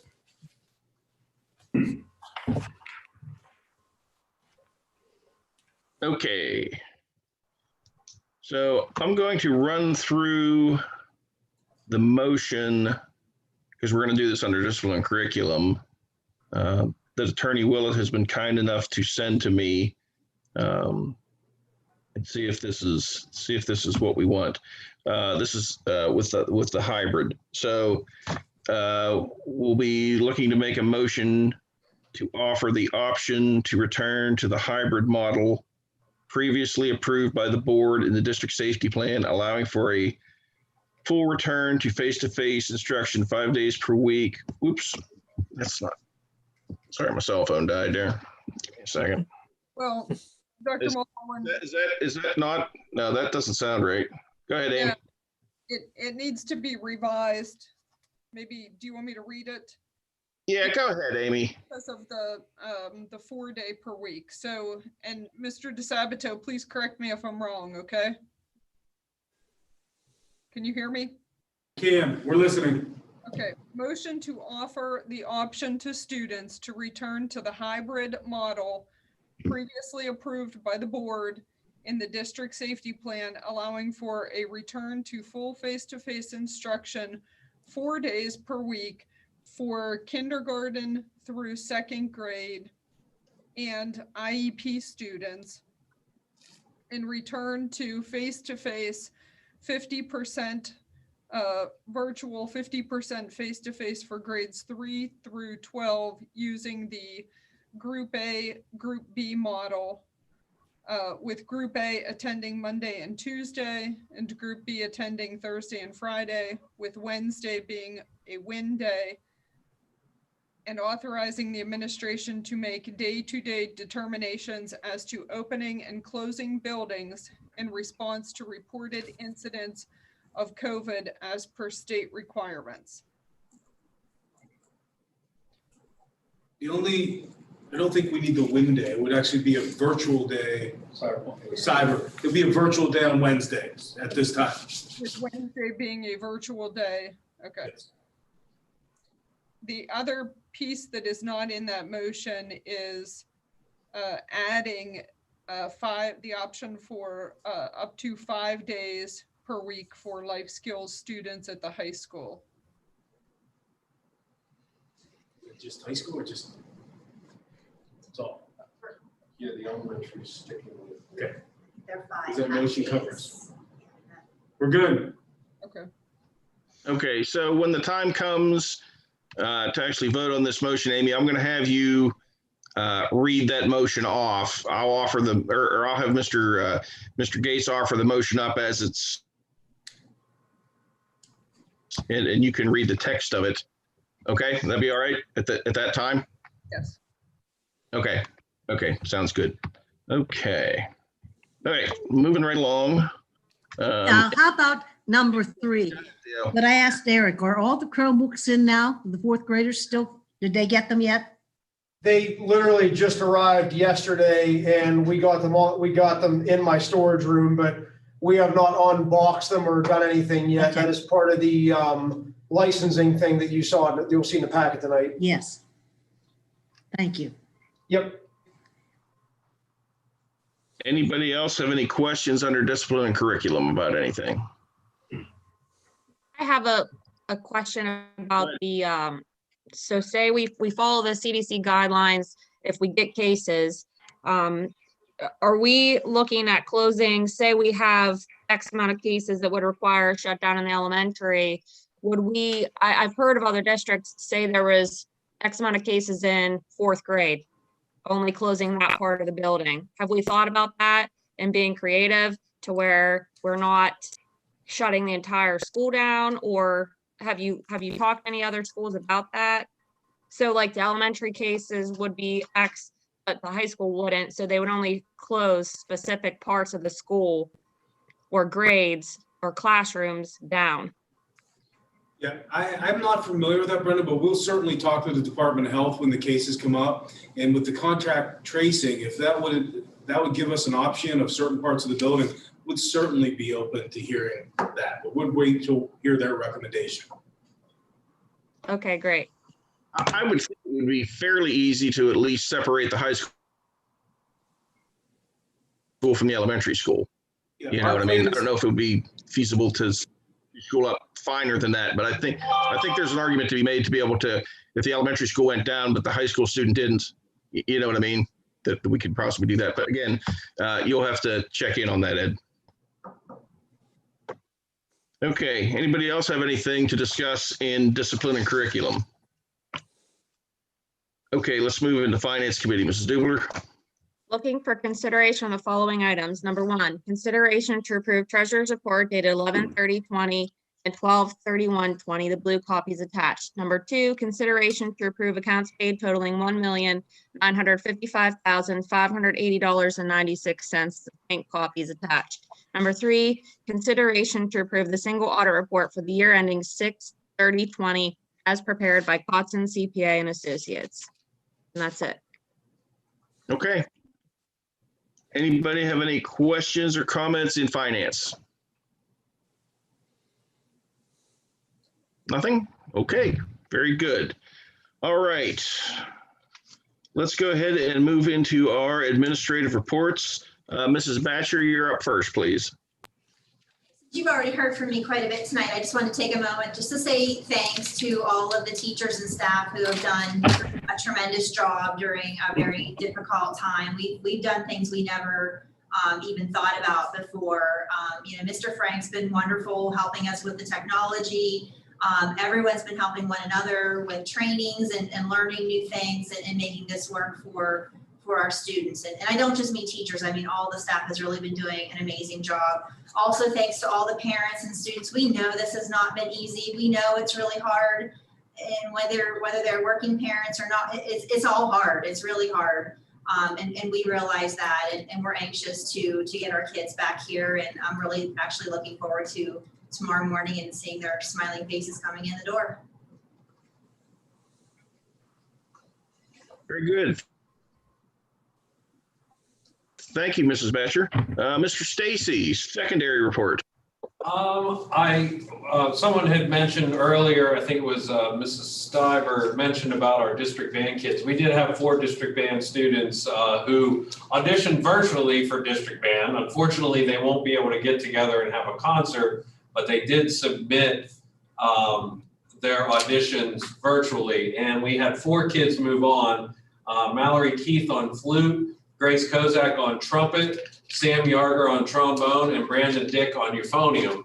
So, we're really proud of those kids. They're continuing to practice their art from home and did very well. Then I would also like to piggyback on what Mrs. Batcher said. The people here, all of them, Mr. Frank, the teachers, the administrative team that I work with every day, cafeteria staff, secretaries, everybody really has done a great job and done things like Mrs. Batcher said they never dreamed they would be doing. So I'm also pretty excited to see kids in here tomorrow. So I want to thank all those people, and we're excited to start tomorrow. Okay, thank you, Mr. Stacy. Mr. Kozak, secondary report. Yes, sir. I'll be brief.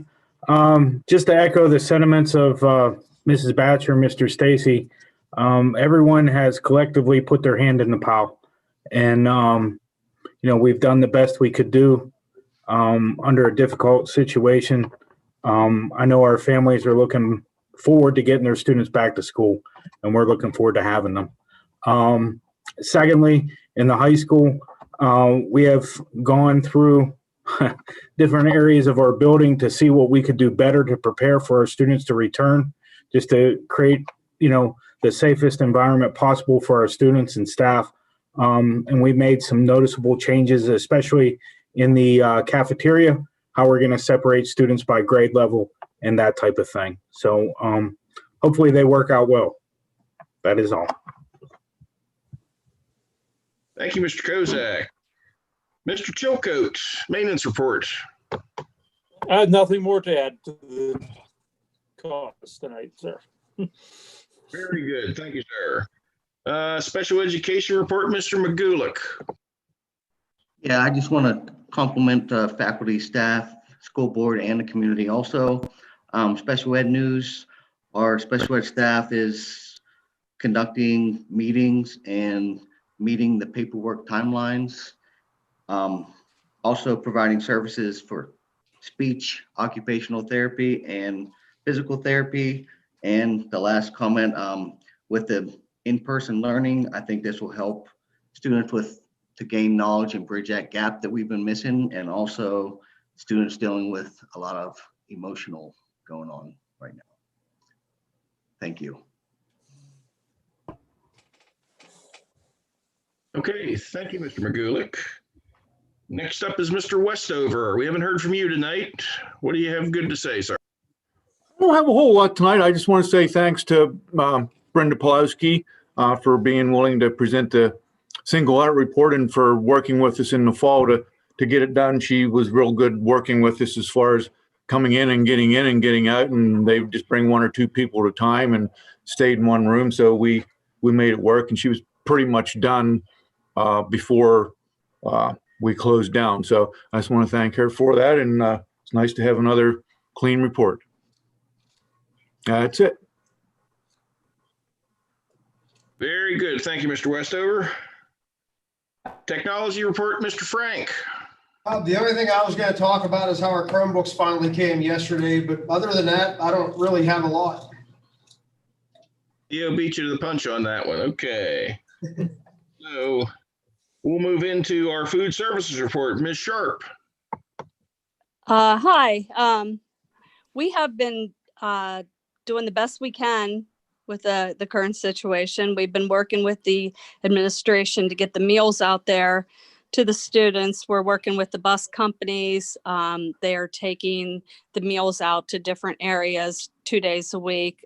We're supplying the students with 7 days of meals, which we will continue to do no matter which way we open. We'll still give them the meals for the weekend too. And we're not going to be able to use the buses anymore, so we'll just have a pickup at the high school. But we're also, we're putting out there that we will do anything we can to work with the parents with special situations so that they get their meals delivered to them.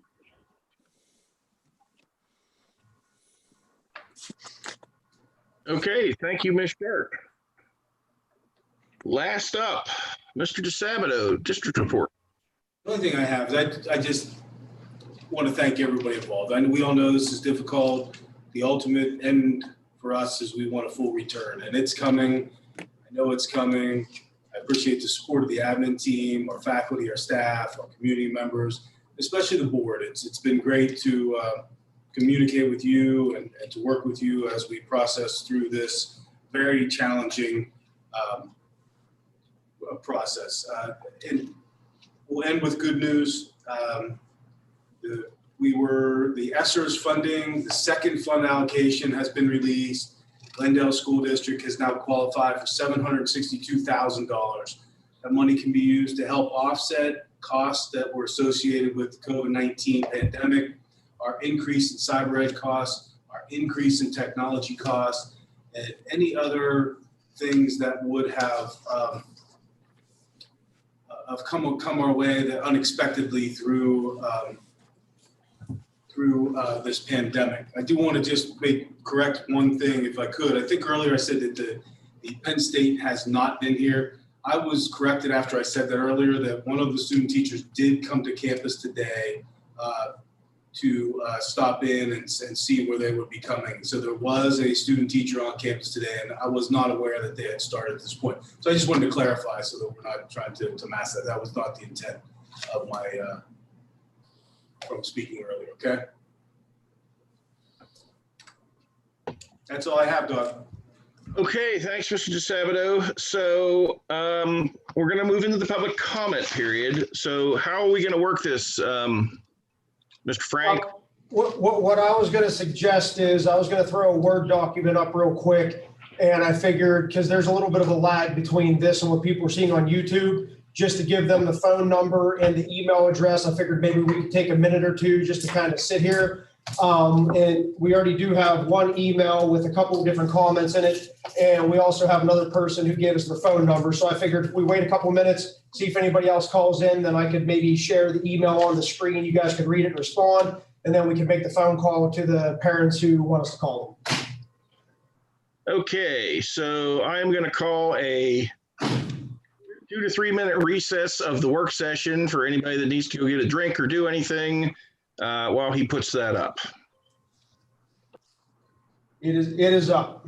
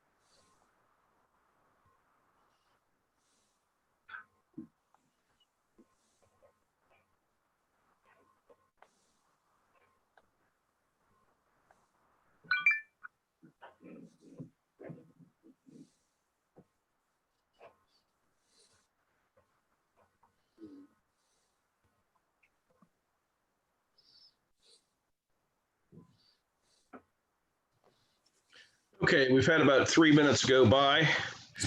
Had time to stretch their legs and whatnot. So, you had an email with some comments. You want to start with that? Can you post that up for us all to see? Yeah, I guess let me ask Amy, is it okay if I just screen share the email with the name and everything? Yes, if the person submitted as a public comment, that's fine. Okay, let me grab it here real quick. I gotta show all windows here. I got a lot of windows up. Sorry, hold on. Here it is. Can everybody see that? Yep.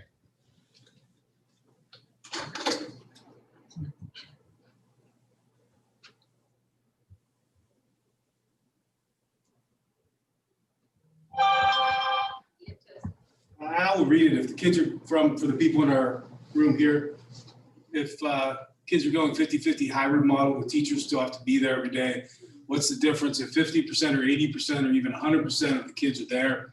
The kids are low risk. So again, why are the staff being more considered than our kids? And then the one below it is actually the one that was sent first. The one right below it too. One below it, I'm all for sports starting back up, but if it seems like there's more of a push to get kids practicing, but not to get them back to school for in-person learning, why are the decisions based on staffing? There are many parents struggling with childcare and having to work full-time and supervise their children during their virtual learning. Seems the only thing the school board is worrying about is not having staffing. What about families not having childcare, being unable to assist with their children all day? Why are all the schools around us back full-time face-to-face, but Glendale is not? Kerwinsville and Punxsutawney have not shut down at all, and Mill Valley was shut down very briefly and is back to full-time face-to-face. If Glendale had adequate staffing, would the decision be the same? Is the board aware that most of our kids are traveling outside of our school district to play sports and has been for the entire shutdown? Why can't you use the special teachers for subs? How much money does a school make when it's virtual versus in person? Well, that's an interesting set of questions because it actually, in one says we're putting kids ahead of staff, and the other says we're putting staff ahead of kids. So, well, maybe this highlights the whole issue that we have, and that is, there's no way to do this and make everybody happy. You can make arguments, and both of these arguments can be made, but we have to do something to move our students forward. I think the 50-50 split is the best thing that we can do at this point, because we do have to move. There are, and you're right in your email, there's a lot of social ills and problems that people are having with virtual learning. I hear about it a lot in my line of work, from my staff, from my patients. Kids are suffering with this, but I also understand the health risks that teachers take every day. I understand them because I take them too, and I'm sure several other of the members of the board take them every day. I don't take them lightly. I wear my personal protective equipment. You do everything you can. I did actually get my first vaccine last week, but I had, operated full bore up until then. So it's a very difficult situation that we're in, and we're trying to, split the baby, whatever you want to call it. We're trying to do it as best we can, and that's why I think the 50-50 split to begin with, and then moving forward, reevaluating in a couple of weeks and doing everything that we possibly can to try to find a place for our teachers and make it available for them and our staff members as well, not just teachers, to be able to get vaccinated as soon as we possibly can. And I'm certainly willing to do everything I can to try to track down some place that we could get them vaccinated immediately if possible. And work with our local pharmacy and do whatever we can to make this available to them. So that's my best answer to these two questions. Does anybody else have any comment?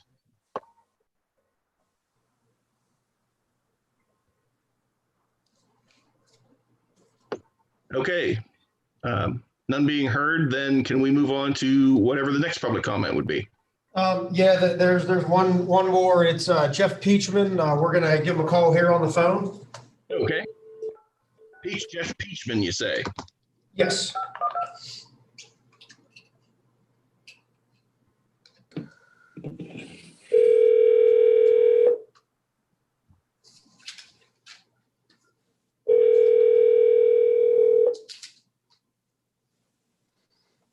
Hello? This is Jeff. Yes. You're on. All right. My question is, I'm a teacher at Huntington Career and Technology Center, and I was given the option to receive my first shot last Wednesday at Penn Highlands in Huntington. And I would say only about half of our staff chose to actually receive it. My question is, how many teachers have agreed to actually get the vaccination? And then my second question would be, has it been considered, I know at the school I work at, we've actually changed the weight for the marking periods. We've gone to 25%, 15%, 30, and 30, due to the fact that many people are struggling with the second marking period being totally remote. Hey, Mr. Peachman, he probably can't hear me. Maybe you can relay this. I can. Yeah, he should be able to hear you. Mr. Frank, could you please ask him where? Oh, you can hear me. Oh, wonderful. Thank you. Could you tell us where exactly you got your vaccine? Was it like like we have Health Force in Altoona that's part of the hospital system that does employee health and that kind of stuff. Was there a clinic or was there some employee health place down there that they made those? We went to Penn Highlands, the education center at the hospital. Penn Highlands Education Center. And it was at the hospital, you say, at J.C. Blair? Yes. Whatever it's called now. Okay. All right. I'm going to try to make some connection down there to see if we can send people down there as well. So I'll get working on that tomorrow. And if we can, that would be wonderful.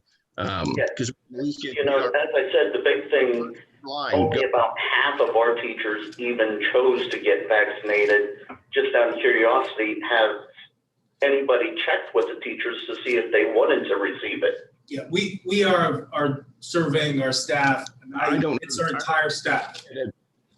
So we have a total of 79 responses at this time, and out of those 79 responses, we have 58 that were definitely want the vaccination. That does not mean everyone has responded at this time. So we're about a 68% positive that they definitely want the vaccination here at this time. Okay. And then, as I said in my second question, has it been considered to possibly weight the marking periods different? The school I work at, they have actually chosen to weight the marking periods 25% for the first, 15% for the second, when we were pretty much completely remote. And then the third and fourth, they have chosen to weight it at 30%, due to the fact when the kids come back, they will understand, hey, I'm really struggling. I'll speak to that. Our version of that was in high school. We did kind of we called it a grade stimulus to kind of go with the whole theme of the COVID thing, that we gave students a certain amount of points that matched. And I don't remember the specifics, but there were a certain range of dates that we gave them equal the amount of points that they got in those dates. So for instance, if a student did nothing, they end up with a 50. So they're not trying to claw themselves back from a 0. Students that might have got a 20, they're now closer to a 60. And as you go up, the kids that have done really well, because the percentages average in, or the points average in. So like now if a kid has a 95, now they have a 98, you know? And so that was our way of trying to give something that would equally affect everybody in some way, but would help get those kids that were struggling and were having a problem to a point where they could see the end of the, the light at the end of the tunnel, that they weren't digging out of something where they can never dig themselves out of. Correct. Does that make sense? Yes, it does. Thank you very much. Mm-hmm. And that's all I have for this evening. Mr. Peach, I was wondering, did you also send an email under your child's name? I believe my wife did, yes. Did you want to just ask that now, or did you want me to bring it up on the system here? I believe the Mrs. Tino asked that question, how did the other local schools end up staying open and we were forced to go remote for so long?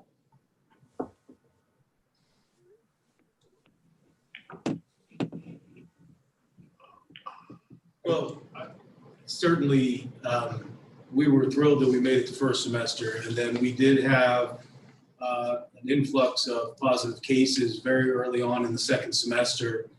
And the contact tracing was quite larger than we anticipated with our first case, which made a difficult process for us. And then we never really seemed to feel confident. We had staffing issues and positive cases within our staffing, and family members that were quarantined because of it, which kept us continually trying to chase to get back on path. And we feel confident that right now that we are in a good footing with our staff members, and we hope that we can get kids in here and keep the numbers down to the best extent possible moving forward. Okay, thank you very much. All right, thank you. Yes, thank you, Mr. Peachman. Appreciate the additional info as well. Okay, is there any other public comment? That is it. There was the two emails, and he read the second one, and then him talking. Yeah, that's it. I received some personal emails through this that people are listening, that they may have some information on vaccination made available to the district. So I ask if anybody else is out there still listening and you have good information you can share with one of our admin team or Georgette that would put us in a better position to get our staff vaccinated in a quicker time frame. We would really like to hear from you. So please, yes. Okay. So hearing, does anybody have else anything for the good of the work session before we adjourn the work session? Okay, so we had, before I adjourned the work session, we had, I believe Mr. Gallagher had talked about a separate vote to move forward on sports, and we can certainly do that. But I would do that after we actually do the vote on moving to the hybrid 50-50. That way it makes sense. So I'll be, Amy, do we need anything other than simply stating that sports at this time, scheduled sports at this time may move ahead with their practice schedules and game schedule? Do we anything else besides that? No. Okay. So Mr. Wallstrom, if you wouldn't mind, I'm going to bring it back to you after we take the vote on the hybrid in discipline and curriculum, and then I'll bring it back to you again for a vote on that since you're the athletics guy. Okay. Okay. So the work session is now officially adjourned, and we're going to move into the regular board meeting. As I find my paper. Okay. So announcements of executive sessions. There was an executive session held on December 7th, 2020 for personnel issues. At this time, I am going to make a motion to approve the minutes of the December 7th, 2020 reorganizational work session and regular monthly board meeting. Do I hear such a motion? Motion. Ooh, Mr. Gallagher got it, and Mrs. Dubler got the second on that. This is like Hollywood Squares because you guys like light up when you unmute. So, all in favor, aye. Aye. Aye. Aye. Any opposed? Okay, motion carried. So, where did my, up here we go. So we did the public comment already, so we'll go ahead into the first part of the athletic committee. Go ahead, Mr. Walsh. Okay, I make a motion to approve items 1 and 2 as read in the work session. Okay, any questions or comments about the athletic committee business so far? None being heard. Do I hear a second? Second. Second. Ooh, second by Theo. All in favor, aye. Aye.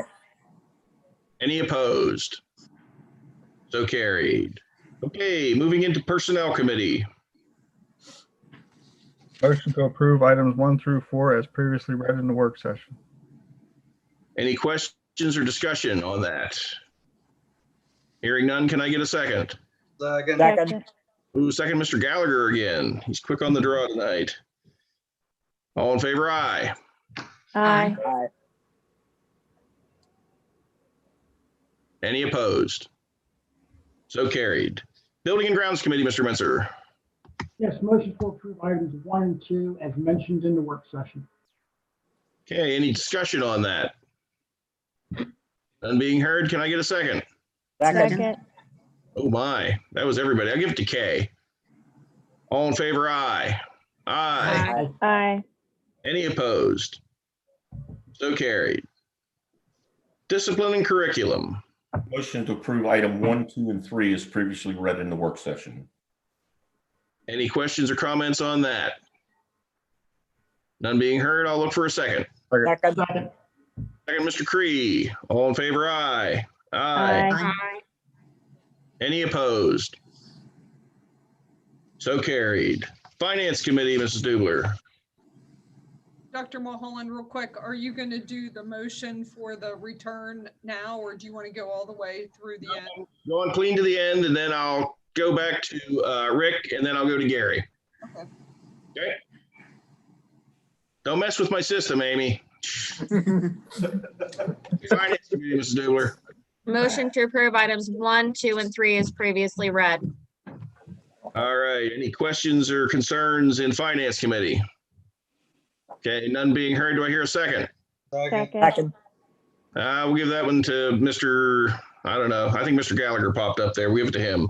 All in favor, aye. Aye. Aye. Any opposed?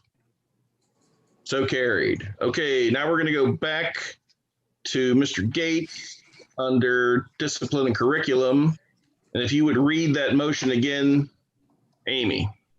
Yes, motion to offer the option to students to return to the hybrid model previously approved by the board in the district safety plan, allowing for a return to face-to-face instruction 4 days per week for kindergarten, first and second grade, up to 5 days for learning support students, and 50% virtual, 50% face-to-face for grades 3 through 12, using the Group A and Group B model, with Group A attending in person Monday and Tuesday, Group B attending Thursday and Friday, and Wednesday being a virtual day, and authorizing the administration to make day-to-day determinations as to opening or closing buildings in response to reported incidents of COVID as per the state requirements.